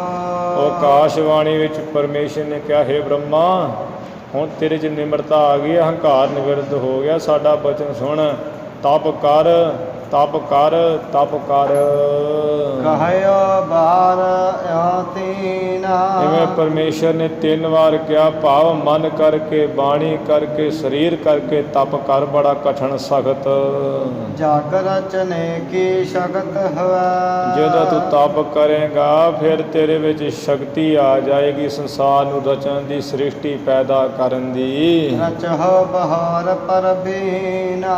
ਇਹ ਸਿਆਣੇ ਬ੍ਰਹਮਾ, ਫਿਰ ਪਰਮੇਸ਼ਰ ਦਾ ਤੂੰ ਸਾਡਾ ਭਾਵ ਨਾਮ ਲੈ ਕੇ ਤਪ ਕਰਕੇ ਤੇਰੇ 'ਚ ਸ਼ਕਤੀ ਹੋ ਜਾਏਗੀ, ਫਿਰ ਤੂੰ ਸੰਸਾਰ ਦੀ ਰਚਨਾ ਕਰੀ। ਚੌਪਈ ਬੈਠ ਕਿਓ ਤਪ ਤਪ ਚਿਰ ਕਾਲਾ। ਤਦੋਂ ਕਹਿੰਦੇ ਬ੍ਰਹਮਾ ਨੇ ਬੈਠ ਕੇ ਬਹੁਤ ਲੰਬਾ ਸਮਾਂ ਤਪ ਕੀਤਾ, 10 ਲੱਖ ਵਰਾ ਕਹਿੰਦੇ ਤਪ ਕੀਤਾ ਹੈ। ਪਾਏ ਸਖਤ ਜਗ ਰਚਿਓ ਬਿਲਸਾਲਾ। ਤੇ ਫਿਰ ਸ਼ਕਤੀ ਪਰ ਉਹ ਤਪ ਦੁਆਰਾ ਸ਼ਕਤੀ ਪਾ ਕੇ ਬਹੁਤ ਤਗੜਾ ਜਗ ਰਚਿਆ, ਜੀਵਾਂ ਨੂੰ ਰਚਿਆ, ਸ੍ਰਿਸ਼ਟੀ ਰਚੀ। ਸ੍ਰੀ ਗੁਰ ਕਹਾ ਸੁਨਹੁ ਹਰ ਸੰਤ। ਸ੍ਰੀ ਗੁਰੂ ਨਾਨਕ ਦੇਵ ਮਹਾਰਾਜ ਕਹਿਣ ਲੱਗੇ, ਹੇ ਸੁਣੋ ਹਰੀ ਦੇ ਪਰਮੇਸ਼ਰ ਦੇ ਸੰਤੋ। ਇਸ ਬਿਦ ਕੇ ਸ੍ਰੀ ਕਮਲਾ ਕੰਤ। ਇਸ ਤਰ੍ਹਾਂ ਜੋ ਸੋਭਾ ਵਾਲੇ ਕਮਲਾ ਕਹੀਏ ਮਾਇਆ ਦੇ ਮਾਲਕ ਹੈ ਪਰਮੇਸ਼ਰ ਜੀ, ਉਹਨਾਂ ਨੇ ਇਸ ਤਰ੍ਹਾਂ ਬ੍ਰਹਮਾ ਨੂੰ ਉਪਦੇਸ਼ ਕੀਤਾ। ਦੋਹਰਾ ਜਿਹ ਕੋ ਅੰਤ ਨਾ ਜਾਣਿਓ। ਇਸ ਕਰਕੇ ਹੇ ਸੰਤੋ, ਇਹ ਮਹਾਰਾਜ ਨਿਮਰਤਾ ਨਾਲ ਕਹਿ ਰਹੇ ਹੈ, ਕਹਿੰਦੇ ਹੇ ਸੰਤੋ, ਜੋ ਸਭ ਤੋਂ ਪਹਿਲਾਂ ਬ੍ਰਹਮਾ ਪਰਮੇਸ਼ਰ ਨੇ ਪੈਦਾ ਕੀਤਾ ਤੇ ਜੋ ਉਸ ਪਰਮਾਤਮਾ ਦਾ ਤੇ ਕੀ ਉਹਦੇ ਬਣਾਏ ਹੋਏ ਕਮਲ ਫੁੱਲ ਦੀ ਨਾਲੀ ਦਾ ਜੋ ਅੰਤ ਨਾ ਜਾਣ ਸਕਿਆ। ਰਹਿਓ ਵਿਧਾਤਾ ਦੇਖ। ਤੇ ਬ੍ਰਹਮਾ ਦੇਖਦਾ ਹੀ ਰਿਹਾ ਵੀ ਬਣ ਕੀ ਮੇਰੇ ਨਾਲ ਗਿਆ, ਇਹਦੇ ਨਾਲੀ ਦਾ ਹੀ ਕੋਈ ਅੰਤ ਨਹੀਂ ਪਿਆ ਹੈ। ਹਮ ਕਲ ਜੁਗ ਕੇ ਮਨ ਜਕਿਆ। ਇਸ ਕਰਕੇ ਸੰਤੋ, ਅਸੀਂ ਤੇ ਕਲਯੁਗ ਦੇ ਮਨੁੱਖ ਹਾਂ, ਕਲਯੁਗ ਵਿੱਚ ਪੈਦਾ ਹੋਏ, ਅਸੀਂ ਭਲਾ ਕੀ ਕਰ ਸਕਦੇ ਹਾਂ। ਲੱਖ ਸਕਈ ਜੋ ਅਲੇਖ। ਕਿ ਜੋ ਲੇਖੇ ਤੋਂ ਰਹਿਤ ਪਰਮੇਸ਼ਰ ਹੈ, ਉਹਨੂੰ ਕਿਵੇਂ ਆਪਾਂ ਜਾਣ ਸਕਦੇ ਹਾਂ।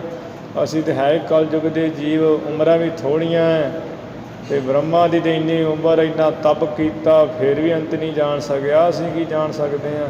ਇਹ ਗੁਰੂ ਸਾਹਿਬ ਜੀ ਨੇ ਨਿਮਰਤਾ ਨਾਲ ਹੀ ਕਿਹਾ ਸੀ। ਚੌਪਈ ਤਿਹ ਕੇ ਸੰਗ ਲਗੀ ਮਮ ਪ੍ਰੀਤੀ। ਐਸਾ ਜੋ ਹੈ ਨਾ ਪਰਮੇਸ਼ਰ, ਉਹਦੇ ਨਾਲ ਸਾਡੀ ਪ੍ਰੇਮ ਪ੍ਰੀਤੀ ਲੱਗੀ ਹੋਈ ਹੈ। ਔਰ ਮਹਿ ਬਸਿਓ ਨਿਰੰਤਰ ਨੀਤੀ। ਜਿਹਦੇ ਵਿੱਚ ਹਮੇਸ਼ਾ ਨਿੱਤ ਹੀ ਪਰਮਾਤਮਾ ਵਸਿਆ ਰਹਿੰਦਾ ਸਾਡੇ। ਕਰਹਿ ਸੇਵ ਜਿਹ ਸਿਵ ਸਨਕਾਦਿਕ। ਇਹ ਸੰਤੋ, ਜਿਸ ਪਰਮੇਸ਼ਰ ਦੀ ਸ਼ਿਵ ਜੀ ਆਦਿਕ, ਫਿਰ ਸਨਕ ਸਨੰਦਨ ਸਨਾਤਨ ਸਨਤ ਕੁਮਾਰ ਬ੍ਰਹਮਾ ਦੇ ਪੁੱਤਰ ਵੀ ਸੇਵਾ ਕਰਦੇ ਆ, ਜਿਸ ਨੂੰ ਸਿਮਰਦੇ ਆ। ਨੇਤ ਨੇਤ ਨਿਤ ਕਹਾ ਬ੍ਰਹਮਾਦਿਕ। ਬ੍ਰਹਮਾ ਸ਼ਿਵ ਜੀ ਵਿਸ਼ਨੂੰ ਆਦਿਕ, ਜਿਸ ਪਰਮੇਸ਼ਰ ਨੂੰ ਸਾਰੇ ਹਮੇਸ਼ਾ ਬੇਅੰਤ ਹੀ ਬੇਅੰਤ ਕਹਿੰਦੇ ਆ। ਬ੍ਰਹਮਾ ਬਿਸਨ ਅੰਤ ਨਹੀਂ ਪਾਇਓ, ਨੇਤ ਨੇਤ ਮੁਖਚਾਰ ਬਤਾਇਓ। ਪ੍ਰਾਨ ਆਧਾਰ ਸੋ ਕੀਏ ਮਨ ਮਾਹੀ। ਐਸਾ ਜੋ ਪਰਮਾਤਮਾ ਪ੍ਰਾਣਾਂ ਦਾ ਆਸਰਾ ਹੀ, ਉਹਨਾਂ ਨੂੰ ਉਸ ਨੂੰ ਹੀ ਅਸੀਂ ਆਪਣੇ ਮਨ ਵਿੱਚ ਕੀਤਾ ਹੋਇਆ ਹੈ। ਜੋ ਪ੍ਰਾਣਾਂ ਦਾ ਮੇਰੇ ਪ੍ਰੀਤਮ ਪ੍ਰਾਣ ਆਧਾਰਾ ਹੈ। ਜੋ ਅਸ਼ਟ ਪਹਿਰ ਮੈਂ ਬਿਸਰਤ ਨਾਹੀ। ਅੱਠੇ ਪਿਆਰਿਓ ਪਰਮੇਸ਼ਰ ਸਾਨੂੰ ਭੁੱਲਦਾ ਹੀ ਨਹੀਂ ਹੈ। ਊਠਤ ਹਰ ਹਰ, ਬੈਠਤ ਹਰ ਹਰ, ਮਾਰਗ ਚਲਤ ਹਰੇ ਹਰ ਗਾਈਐ, ਐਸੀ ਅਵਸਥਾ ਵਿੱਚ ਰਹਿੰਦੇ ਹਾਂ। ਸੰਤ ਸੰਤ ਚਿਤ ਬਹੁ ਹਰ ਖਾਨੇ। ਸੁਣ ਕੇ ਸੰਤ ਸਤਿਗੁਰੂ ਜੀ ਪਾਸੋਂ ਚਿੱਤ ਵਿੱਚ ਬਹੁਤ ਹੀ ਖੁਸ਼ ਹੋਏ। ਧੰਨ ਧੰਨ ਪੁਨ ਧੰਨ ਬਖਾਨੇ। ਕਹਿਣ ਲੱਗੇ ਗੁਰੂ ਨਾਨਕ ਸਾਹਿਬ ਜੀ, ਤੁਸੀਂ ਧੰਨ ਹੋ, ਧੰਤਾ ਜੋਗ ਹੋ, ਧੰਨ ਹੋ ਮਹਾਰਾਜ ਤੁਸੀਂ। ਮੁਕਤ ਦਾਨ ਦਾ ਬਚਨ ਤੁਮਾਰੇ।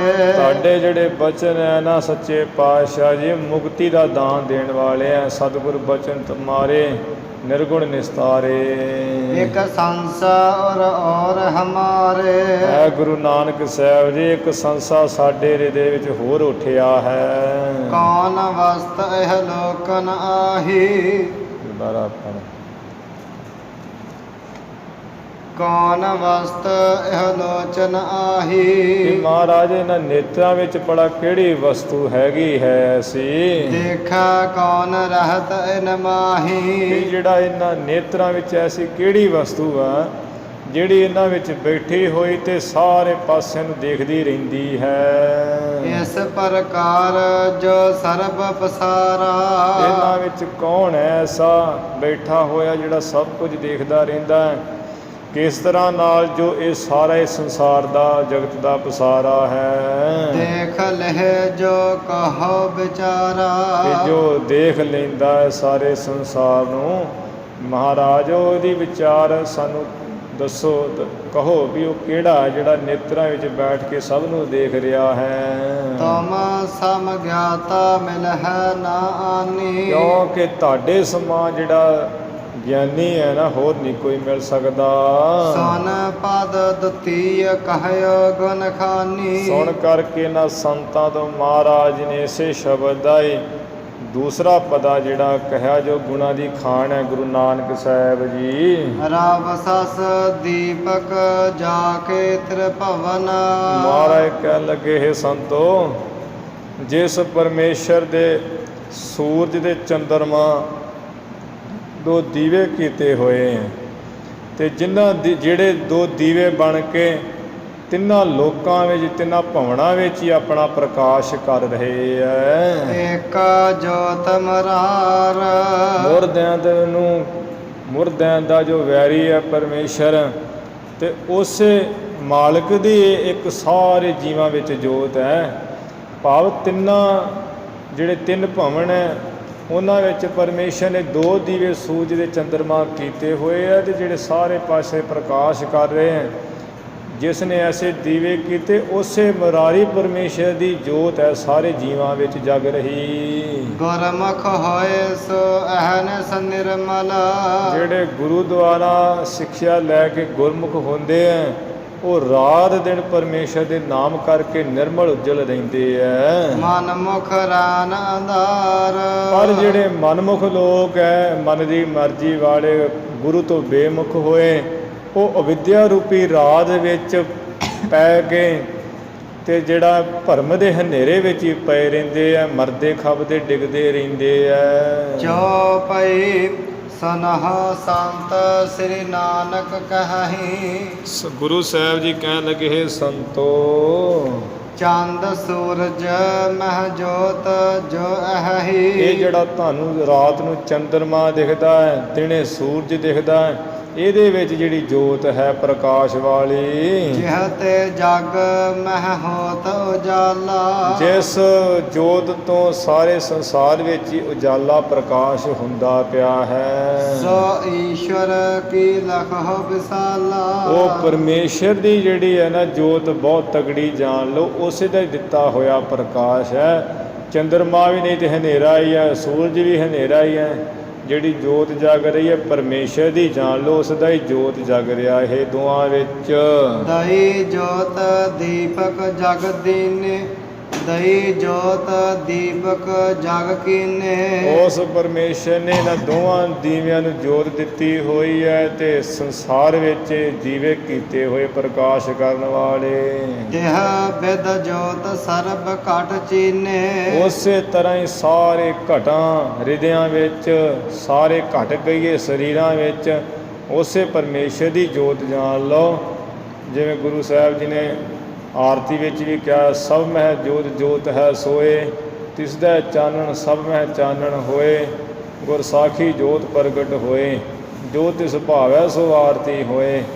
ਉਸ ਮਾਲਕ ਦੀ ਸਾਰਿਆਂ ਵਿੱਚ ਜੋਤ ਹੈ। ਤਿਸ ਤੇ ਨਾਨਨ ਨਦਰੀ ਆਵੈ। ਬਸ ਜਿਸ ਪਰਮੇਸ਼ਰ ਦੀ ਸਾਰੇ ਸਰੀਰਾਂ ਵਿੱਚ ਹੀ ਜੋਤ ਹੈ ਨਾ, ਇਹ ਸੰਤੋ, ਉਹੀ ਜੋਤ, ਉਸ ਮਾਲਕ ਪਰਮੇਸ਼ਰ ਦੀ ਜੋਤ ਹੀ ਨੇਤਰਾਂ ਵਿੱਚ ਜੋਤ ਆਉਂਦੀ ਹੈ, ਜਿਸ ਕਰਕੇ ਫਿਰ ਦ੍ਰਿਸ਼ਟੀ ਆ ਜਾਂਦੀ ਦੇਖਣ ਨੂੰ। ਸਭ ਘਟ ਪ੍ਰਭ ਕੀ ਜੋਤ ਰਹਾਵੈ। ਸਾਰਿਆਂ ਹਿਰਦਿਆਂ ਸਰੀਰਾਂ ਵਿੱਚ ਪਰਮੇਸ਼ਰ ਦੀ ਜੋਤ ਰਹਿ ਰਹੀ ਹੈ। ਹੋਏ ਜੇ ਗੁਰਮੁਖ ਜਾਣਹਿ ਤਬ ਹੀ। ਪਰ ਇਸ ਗੱਲ ਨੂੰ ਉਹੀ ਉਹ ਜਾਣਦੇ ਹੈ, ਜੇ ਗੁਰਮੁਖ ਹੋ ਜਾਵੇ ਤਾਂ ਤੇ ਉਹ ਗੱਲ ਜਾਣ ਲੈਂਦਾ, ਸਮਝ ਲੈਂਦਾ ਹੈ। ਰਾਮ ਕਰ ਰਹਿਓ ਰਾਮ ਘਟ ਸਭ ਹੀ। ਜੋ ਰਮਿਆ ਹੋਇਆ ਪਰਮੇਸ਼ਰ ਹੈ, ਉਹੀ ਉਹ ਸਾਰੇ ਹਿਰਦਿਆਂ ਸਰੀਰਾਂ ਵਿੱਚ ਰਮ ਕਰਕੇ ਰਵ ਰਿਹਾ ਹੈ। ਰਮਤ ਰਾਮ ਸਭ ਰਹਿਓ ਸਮਾਏ। ਉਹ ਸੰਤ ਜਾਣ ਲੈਂਦੇ ਹੈ। ਜਿਵੇਂ ਗੁਰੂ ਤੇਗ ਬਹਾਦਰ ਮਹਾਰਾਜ ਕਹਿੰਦੇ, ਘਟ ਘਟ ਮੈਂ ਹਰਿ ਜੂ ਬਸੈ, ਸੰਤਨ ਰਹਿਓ ਪੁਕਾਰ। ਸਭ ਘਟ ਬੋਲੇ ਰਾਮ, ਰਾਮ ਬਿਨਾ ਕੋ ਬੋਲੇ ਰੇ। ਸਾਰਿਆਂ ਘਟਾਂ ਵਿੱਚ ਪਰਮੇਸ਼ਰ ਹੀ ਰਮਿਆ ਹੋਇਆ ਪਰਮਾਤਮਾ ਹੀ ਬੋਲ ਰਿਹਾ ਹੈ। ਹੋਰ ਨਹੀਂ ਕੁਝ ਬੋਲਦਾ ਹੈ। ਬ੍ਰਹਮ ਗਿਆਨੀ ਜਾਣਦੇ ਆ, ਸਾਡੇ ਵਰਗੇ ਨਹੀਂ ਜਾਣ ਸਕਦੇ। ਕਬਹਿ ਨ ਮਨਮੁਖ ਮੁਗਧ ਪਛਾਨਹਿ। ਪਰ ਜਿਹੜੇ ਮਨਮੁਖ ਹੈ, ਗੁਰੂ ਤੋਂ ਬੇਮੁਖ ਹੋਏ, ਮਨ ਦੀ ਮਰਜ਼ੀ ਵਾਲੇ, ਉਹ ਨਹੀਂ ਕਦੀ ਮੂਰਖ ਪਛਾਣ ਸਕਦੇ ਗੱਲ ਨੂੰ। ਸਤਿਨਾਮ ਜੇ ਨਹੀਂ ਬਖਾਨਹਿ। ਐ ਸੰਤੋ ਜਿਹੜੇ ਮਨਮੁਖ ਲੋਕ, ਬੇਮੁਖ ਲੋਕ, ਸਤਿਨਾਮ ਵਾਹਿਗੁਰੂ ਨੂੰ ਕਦੇ ਮੁਖੋਂ ਕਹਿੰਦੇ ਨਹੀਂ, ਉਹ ਨਹੀਂ ਪਛਾਣ ਸਕਦੇ ਜੋ ਮਰਜ਼ੀ ਕਰ ਲੈਣ। ਮੋਹ ਤਿਮਰ ਮਹਿ ਅੰਧੇ ਸੋਈ। ਉਹ ਤੇ ਮੋਹ ਦੇ ਹਨੇਰੇ ਵਿੱਚ ਹੀ ਬਿਲਕੁਲ ਅੰਨੇ ਹੋਏ ਪਏ ਆ, ਵਿਵੇਕ ਵਿਰਾਗ ਰੂਪੀ ਨੇਤਰਾਂ ਤੋਂ ਬਿਨਾ। ਰੱਬ ਮਾਰਗ ਨਹਿ ਜਾਣਹਿ ਓਈ। ਜਿਸ ਕਰਕੇ ਪਰਮੇਸ਼ਰ ਦੀ ਪ੍ਰਾਪਤੀ ਦਾ ਜੋ ਮਾਰਗ ਹੈ, ਭਾਵ ਭਗਤੀ ਕਰਨੀ, ਉਹ ਨਹੀਂ ਉਹ ਜਾਣਦੇ। ਪ੍ਰਭ ਮਾਰਗ, ਪਰਮੇਸ਼ਰ ਨੂੰ ਪ੍ਰਾਪਤੀ ਦਾ ਰਸਤਾ ਕਿਹੜਾ, ਉਹ ਕੀ ਮਾਰਗ ਹੈ? ਗਿਆਨ। ਗਿਆਨ ਨੂੰ ਨਹੀਂ ਉਹ ਜਾਣ ਸਕਦੇ ਅੰਨੇ ਲੋਕ। ਸੁਨ ਕਰ ਸੰਤ ਗਿਰਾ ਪਨ ਪ੍ਰਾਹੀ। ਸੁਣ ਕਰਕੇ ਸੰਤਾਂ ਨੇ ਫਿਰ ਬਚਨ ਕਿਹਾ।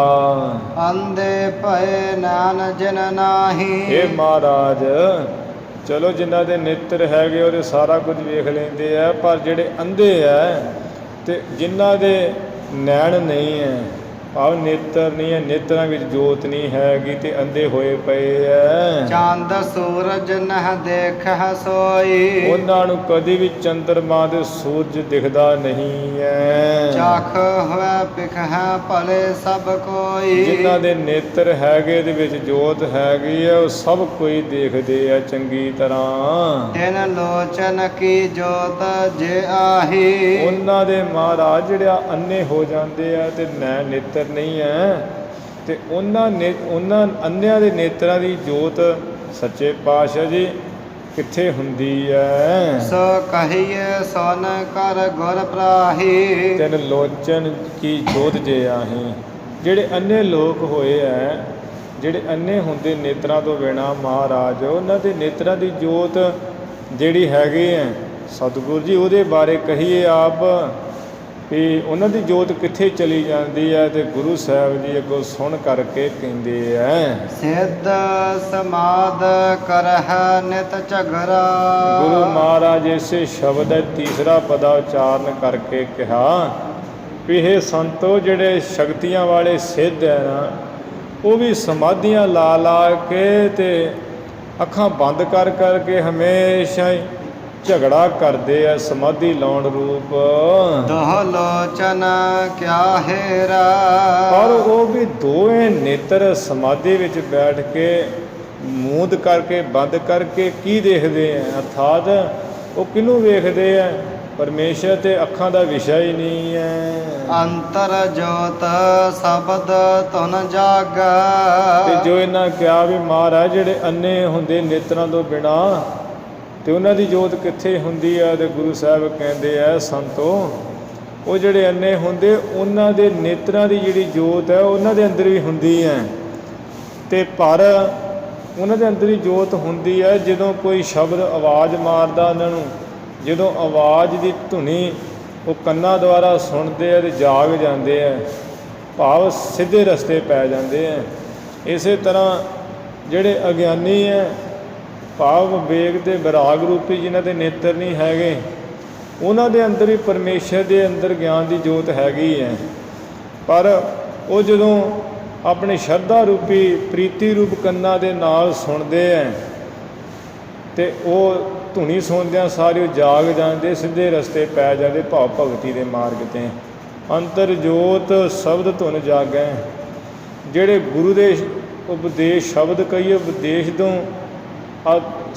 ਧੁਨੀ ਕਹੀਏ, ਸੁੰਦਰ ਜਿਹੜੇ ਸੁਣਦੇ ਆ ਸ਼ਬਦ, ਸੁੰਦਰ ਸਤਿਗੁਰੂ ਜੀ ਦੇ ਜਿਹੜੇ ਸੁਣਦੇ ਆ, ਉਹਨਾਂ ਦੇ ਅੰਦਰ ਜਿਹੜੀ ਹੈ ਹਿਰਦੇ ਵਿੱਚ ਪਰਮੇਸ਼ਰ ਦੀ ਜੋਤ ਜਗ ਜਾਂਦੀ ਹੈ। ਸਤਿਗੁਰ ਝਗੜ ਨਿਬੇਰਾ। ਇਹ ਝਗੜਾ ਸਤਿਗੁਰੂ ਪੂਰੇ ਨਿਬੇੜਦੇ, ਜਿਹੜਾ ਸਿੱਧਾਂ ਸਮਾਧੀਆਂ ਵਾਲਿਆਂ ਨੇ ਪਾਇਆ ਹੋਇਆ ਹੈ, ਇਹ ਸਤਿਗੁਰੂ ਪੂਰੇ ਇਹ ਜਿਹਾ ਝਗੜਾ ਨਿਬੇੜਦੇ ਆ। ਝਗੜਾ ਹੋਰ ਕੋਈ ਨਹੀਂ ਐਸਾ ਨਿਬੇੜ ਸਕਦਾ। ਜਦੋਂ ਗੁਰੂ ਦੇ ਸ਼ਬਦ ਦੀ ਧੁਨੀ ਸਿੱਖ ਸੁਣਦਾ ਹੈ ਧਿਆਨ ਨਾਲ, ਉਹਦੇ ਹਿਰਦੇ ਅੰਦਰ ਉਸ ਵਾਹਿਗੁਰੂ ਦੀ ਜੋਤ ਜਗ ਜਾਂਦੀ ਹੈ, ਉਹਦਾ ਝਗੜੇ ਸਾਰੇ ਨਿਬੜ ਜਾਂਦੇ ਆ। ਇਹ ਸਤਿਗੁਰੂ ਝਗੜੇ ਨਿਬੇੜਦੇ ਆ। ਚੌਪਈ ਆਗੈ ਸਦਾ ਝਗਰ ਇਹ ਭਇਓ।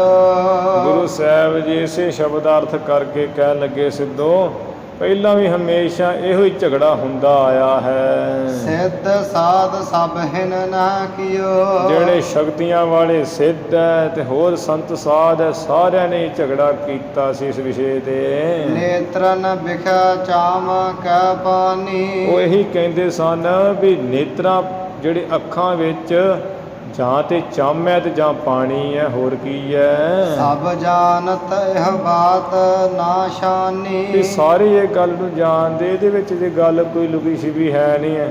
ਇਹ ਅੱਖਾਂ ਵਿੱਚ ਜਾਂ ਤੇ ਚੰਮ ਹੈ ਤੇ ਜਾਂ ਪਾਣੀ ਹੈ। ਇਨ ਮਹਿ ਦੇਖਤ ਵਸਤ ਸੋ ਕਿਆ ਹੈ। ਇਹਨਾਂ ਵਿੱਚ ਵੀ ਜਿਹੜਾ ਦੇਖਦਾ ਹੈ ਉਹ ਕਿਹੜੀ ਵਸਤੂ ਹੈ, ਕੀ ਵਸਤੂ ਹੈ ਜਿਹੜੀ ਦੇਖਦੀ ਹੈ ਸਭ ਨੂੰ।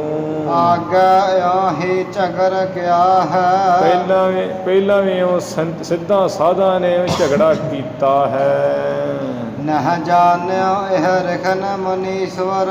ਇਹ ਸੰਤੋ ਜਿਹੜੇ ਰਿਖੀ ਹੈ, ਵੱਡੇ ਵੱਡੇ ਮੁਨੀਆਂ ਦੇ ਵੱਡੇ ਈਸ਼ਰ ਹੈ, ਉਹ ਵੀ ਇਹ ਗੱਲ ਨੂੰ ਜਾਣਿਆ ਨਹੀਂ ਉਹਨਾਂ ਨੇ।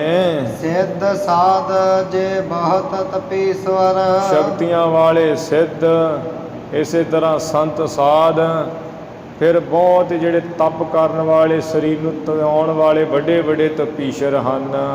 ਸਤਿਗੁਰ ਬਿਨਾ ਨਾ ਜਾਣਤ ਕੋਈ। ਗੱਲ ਤੇ ਅਸਲ ਵਿੱਚ ਇਹ ਹੈ ਕਿ ਸੰਤੋ ਸਤਿਗੁਰੂ ਪੂਰੇ ਤੋਂ ਬਿਨਾ ਕੋਈ ਨਹੀਂ ਜਾਣਦਾ। ਵੀ ਨੇਤਰਾਂ ਵਿੱਚ ਬੈਠਾ ਕੌਣ ਦੇਖਦਾ ਹੈ। ਇਹਦੇ ਸਤਿਪੁਰਖ ਜਿਨ ਜਾਣਿਆ ਸਤਿਗੁਰ ਤਿਸ ਕਾ ਨਾਉ, ਤਿਸਕੇ ਸੰਗ ਸਿਖ ਉਦਰੈ ਨਾਨਕ ਹਰਿ ਗੁਣ ਗਾਓ। ਸਤਿਗੁਰੂ ਉਹ ਜਿਹਨੇ ਸਤਿਪੁਰਖ ਪਰਮੇਸ਼ਰ ਨੂੰ ਜਾਣਿਆ। ਅੱਜ ਕੱਲ੍ਹ ਦੇ ਸਤਿਗੁਰੂ ਨਹੀਂ ਜਿਹੜੇ ਡੇਰਿਆਂ 'ਤੇ ਲਿਖਾਈ ਫਿਰਦੇ, ਉਹ ਨਹੀਂ ਸਤਿਗੁਰੂ।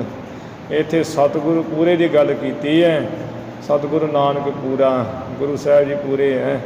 ਅਤੇ ਮਹਾਰਾਜ ਆਪ ਕਹਿ ਰਹੇ ਹੈ ਵੀ ਹੇ ਸੰਤੋ, ਸਤਿਗੁਰੂ ਤੋਂ ਬਿਨਾਂ ਕੋਈ ਨਹੀਂ ਜਾਣ ਸਕਦਾ। ਗੁਰ ਬਿਨ ਘੋਰ ਅੰਧਾਰ, ਗੁਰੂ ਬਿਨ ਸਮਝ ਨਾ ਆਵੇ।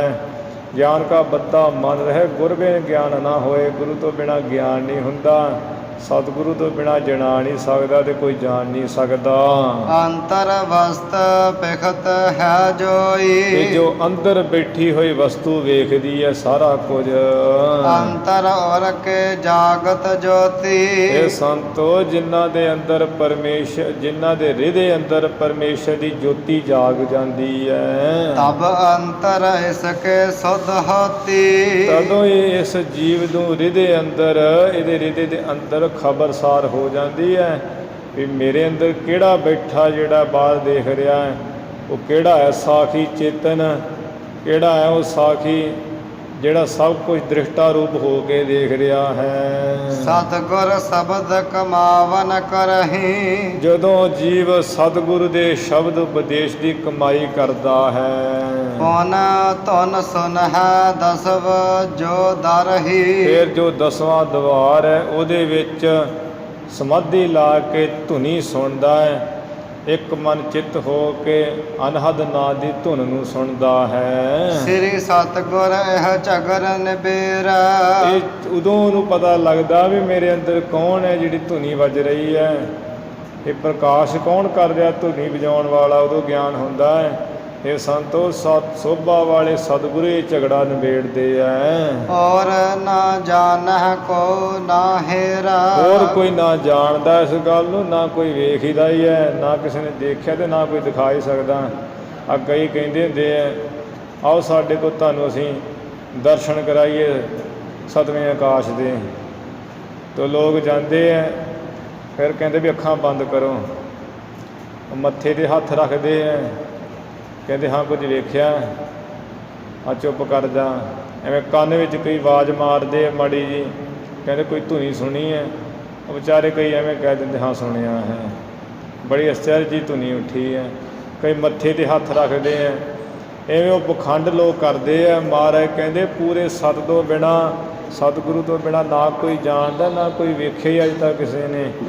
ਭਾਵ ਜਿਹੜੀ ਅੰਦਰ ਜੋਤ ਹੈ, ਜਿਹੜੀ ਅੱਖਾਂ ਵਿੱਚ ਬੈਠੀ ਹੋਈ ਦੇਖ ਰਹੀ ਹੈ, ਉਹ ਗੁਰੂ ਜਣਾ ਸਕਦੇ ਹੈ।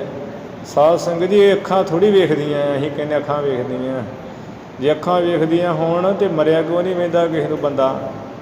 ਉਹ ਮਰਿਆ ਹੋਇਆ ਅਤੇ ਅੱਖਾਂ ਪੱਥਰ ਹੋ ਜਾਂਦੀਆਂ ਐ, ਬਸ ਚੰਮਦੇ ਰਹਿੰਦੇ ਡੇਲੇ ਜੇ। ਜਿੰਨਾ ਚਿਰ ਪਰਮੇਸ਼ਰ ਦੀ ਸੱਤਾ ਹੈ, ਜੋਤ ਹੈ, ਉਹਨਾਂ ਚਿਰ ਅੱਖਾਂ ਦੇਖਦੀਆਂ, ਕੰਮ ਕਰਦੀਆਂ। ਬਾਅਦ ਵਿੱਚ ਅੱਖਾਂ ਬੱਜਰ ਹੋ ਜਾਂਦੀਆਂ, ਪੱਥਰ ਹੋ ਜਾਂਦੀਆਂ। ਸਤਿਗੁਰੂ ਤੋਂ ਬਿਨਾਂ ਨਾ ਕਿਸੇ ਨੇ ਉਹ ਜੋਤ ਨੂੰ ਜਾਣਿਆ, ਨਾ ਕੋਈ ਦੇਖਿਆ ਹੀ ਅੱਜ ਤੱਕ ਕਿਸੇ ਨੇ। ਸਭ ਇੰਦਰੀਆਂ ਕਿਰਿਆ ਜੋ ਕਰਹੀ। ਜਿਹੜੀਆਂ ਸਾਰੀਆਂ ਇੰਦਰੀਆਂ, ਕਰਮ ਇੰਦਰੀਆਂ, ਗਿਆਨ ਇੰਦਰੀਆਂ, ਉਹ ਆਪੋ ਆਪਣੀ ਕਿਰਿਆ ਕਰਦੀਆਂ।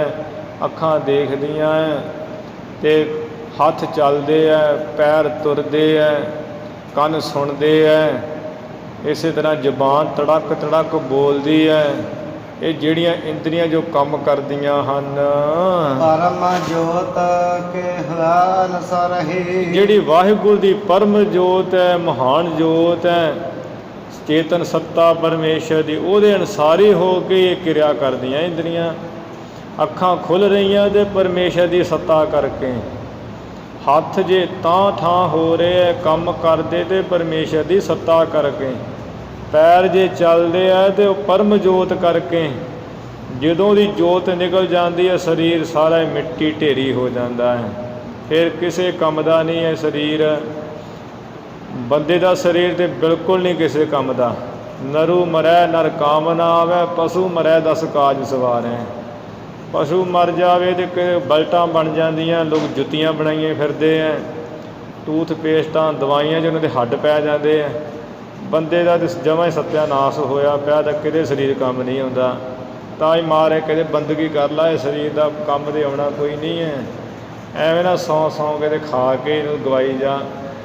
ਅਤੇ ਇਹ ਜਿਹੜੀਆਂ ਇੰਦਰੀਆਂ ਹੈ, ਜੋ ਵੀ ਕਿਰਿਆ ਕਰਦੀਆਂ ਪਰਮੇਸ਼ਰ ਦੀ ਜਿਹੜੀ ਪਰਮ ਜੋਤ, ਉਹਦੇ ਅਨੁਸਾਰੀ ਹੋ ਕੇ ਭਾਵ ਚੇਤਨ ਸੱਤਾ ਕਰਕੇ ਕੰਮ ਕਰ ਰਹੀਆਂ ਹੈ। ਸੋ ਤੁਮ ਖੋਜਹ ਅੰਤਰ ਦੇਹੀ। ਇਸ ਕਰਕੇ ਇਹ ਸੰਤੋ, ਉਹ ਤੁਸੀਂ ਆਪਣੀ ਦੇਹ ਦੇ ਅੰਦਰ ਹੀ ਪਰਮੇਸ਼ਰ ਐਸਾ ਖੋਜੋ, ਦੀ ਸੱਤਾ ਨੂੰ ਦੇਖੋ। ਪਾਏ ਲਿਹੋਗੇ ਸੁਧ ਹੋਵੈ ਜੇਹੀ। ਜਦੋਂ ਤੁਸੀਂ ਉਸ ਦੀ ਸੁੱਧ ਖਬਰ ਪਾ ਲਓਗੇ ਅਤੇ ਜਿਹੋ ਜਿਹੀ ਉਹਦੀ ਸੱਤਾ ਹੈ, ਜਿਹੋ ਜਿਹਾ ਪਰਮੇਸ਼ਰ ਆਪ ਹੈ, ਤੁਸੀਂ ਪਾ ਲਓਗੇ। ਸੁਣ ਕਾ ਸੰਤ ਹਰਖ ਔਰ ਧਰਕਾ। ਸੁਣ ਕਰਕੇ ਜਿਹੜੇ ਸੰਤ ਹੈ, ਇਹਦੇ ਵਿੱਚ ਬਹੁਤ ਹੀ ਖੁਸ਼ੀ ਧਾਰੀ ਹੈ ਉਹਨਾਂ ਨੇ। ਪੁਨ ਭੋਜਨ ਕੀਆ ਭਜਨ ਉਚਰਕਾ। ਫਿਰ ਪੁੱਛਣਾ ਕੀਤਾ ਬਚਨ ਉਚਾਰ ਕੇ। ਇੱਥੇ ਜਿਹੜਾ ਪ੍ਰਸੰਗ ਥੋੜ੍ਹਾ ਕਠਿਨ ਹੀ ਹੈ, ਜਿਹੜਾ ਪਿੱਛੇ ਲੰਘ ਗਿਆ ਹੈ। ਏਕ ਓੰਕਾਰ ਪ੍ਰਭੂ ਕਰਤਾਰਾ।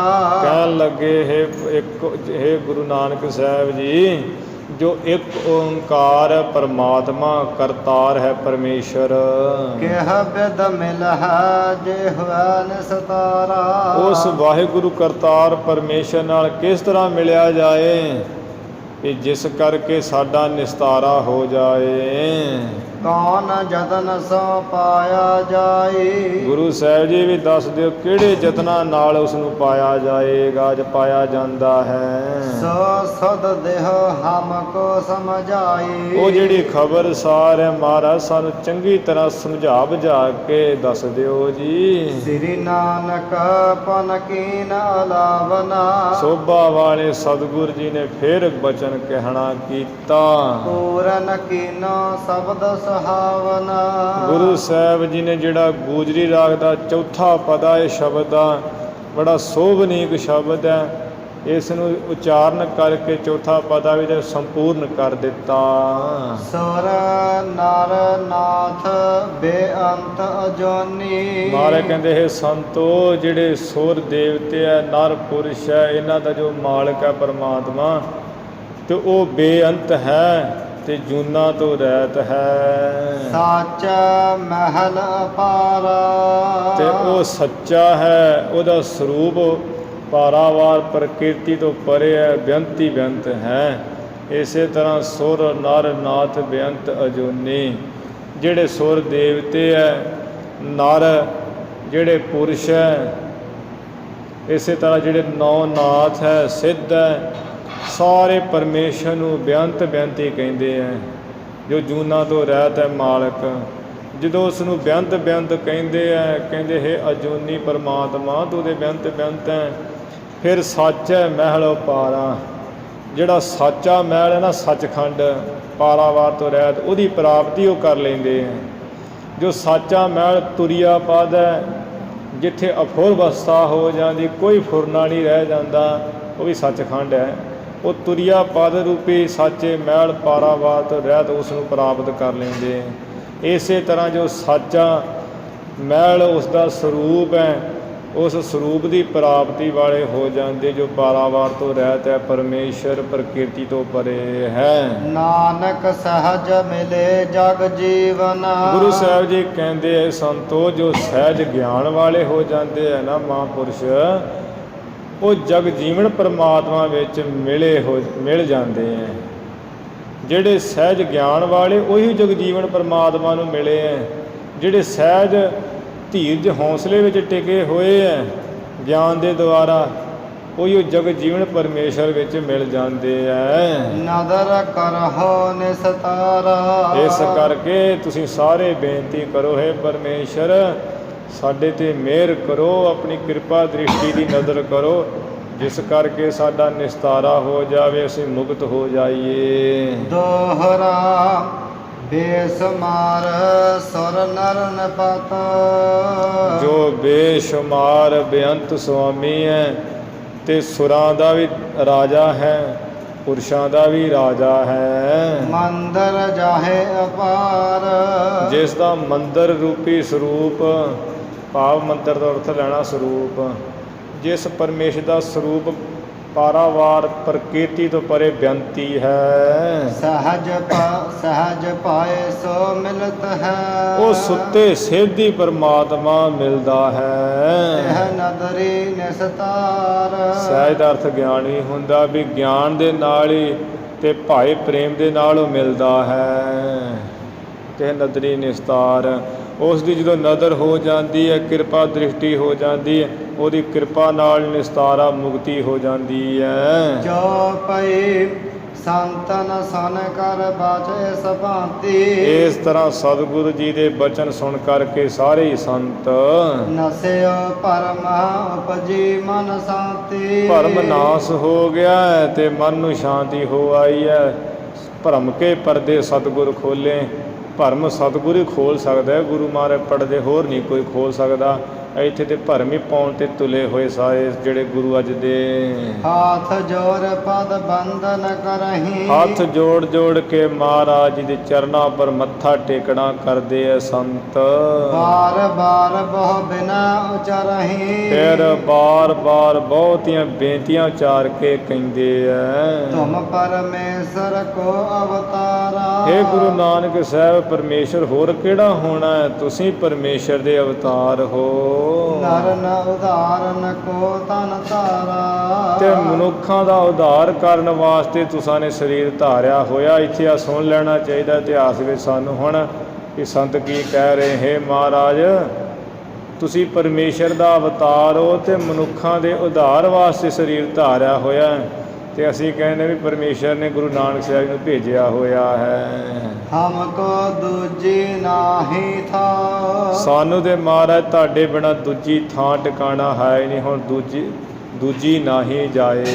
ਕਰਹੁ ਮੁਕਤ ਦੇ ਆਪਣਾ ਨਾਮ। ਆਪਣਾ ਵਾਹਿਗੁਰੂ ਉਪਦੇਸ਼ ਦੇ ਕੇ, ਆਪਣਾ ਨਾਮ ਦੇ ਕੇ, ਸਤਿਨਾਮ ਵਾਹਿਗੁਰੂ, ਤੇ ਸਾਡੀ ਮੁਕਤੀ ਕਰੋ ਸੰਤ ਜੀ। ਗੁਰੂ ਨਾਨਕ ਸਾਹਿਬ, ਬਹੁਤ ਦਿਨ ਹਮ ਭਰਮਤ ਜਗ ਫਿਰੇ। ਬਹੁਤ ਦਿਨ ਹੋ ਗਏ ਮਹਾਰਾਜ ਅਸੀਂ ਇਹ ਜਗ ਕਈ ਜੀਵ ਭਰਮਦੇ ਫਿਰ ਰਹੇ ਹਾਂ। ਜਗ ਜਾਂ ਵੀ ਸੰਸਾਰ ਵਿੱਚ ਭਰਮਦੇ ਫਿਰਦਿਆਂ ਨੂੰ ਬਹੁਤ ਹੀ ਦਿਨ ਹੋ ਗਏ ਹੈ ਮਹਾਰਾਜ। ਜਨਮਾਂ ਵਿੱਚ ਭਰਮਦਿਆਂ ਨੂੰ ਬਹੁਤ ਦਿਨ ਹੋ ਗਏ ਹੈ। ਬਹੁਤ ਜਨਮ ਵਿਛੜੇ ਤੇ ਮਾਧੋ, ਇਹ ਜਨਮ ਤੁਮਾਰੇ ਲੇਖਾ ਹੈ ਮਹਾਰਾਜ। ਤੁਹਾਡੇ ਲੇਖੇ ਹੈ ਜਨਮ ਹੁਣ। ਅਬ ਨਿਸ਼ਚੈ ਕਰ ਤੁਮ ਗੁਰ ਕਰੇ। ਹੁਣ ਅਸਾਂ ਨੇ ਪੱਕਾ ਨਿਸ਼ਚਾ ਯਕੀਨ ਕਰਕੇ ਤੁਹਾਨੂੰ ਆਪਣਾ ਗੁਰੂ ਧਾਰਨ ਕਰ ਲਿਆ ਹੈ ਜੀ। ਸਰਨ ਭਰੇ ਕੀ ਰਾਖੋ ਸੁਆਮੀ। ਇਹ ਸੁਆਮੀ ਗੁਰੂ ਨਾਨਕ ਸਾਹਿਬ ਜੀ, ਸ਼ਰਨ ਪਿਆ ਹੋਇਆਂ ਦੀ ਲਾਜ ਰੱਖ ਲਓ। ਸਰਨ ਭਰੇ ਕੀ ਰਾਖਦੇ ਅੱਲਾ, ਨਾਨਕ ਤੁਮਰੇ ਬਾਲ ਗੋਪਾਲਾ। ਹਮ ਸਦੀਵ ਤੁਮਰੇ ਅਨਗਾਮੀ। ਅਸੀਂ ਤੁਹਾਡੇ ਸਦਾ ਹੀ ਹਮੇਸ਼ਾ ਮਹਾਰਾਜ ਅਨਸਾਰੀ ਹਾਂ। ਦੋਹਰਾ ਸ੍ਰੀ ਨਾਨਕ ਤਿਨ ਪ੍ਰਤ ਕਹਿਓ। ਇਹਨਾਂ ਸੰਤਾਂ ਤੋਂ ਸੁਣ ਕੇ ਗੁਰੂ ਸਾਹਿਬ ਜੀ ਨੇ ਇਹਨਾਂ ਸੰਤਾਂ ਦੇ ਪ੍ਰਤੀ ਕਹਿਆ।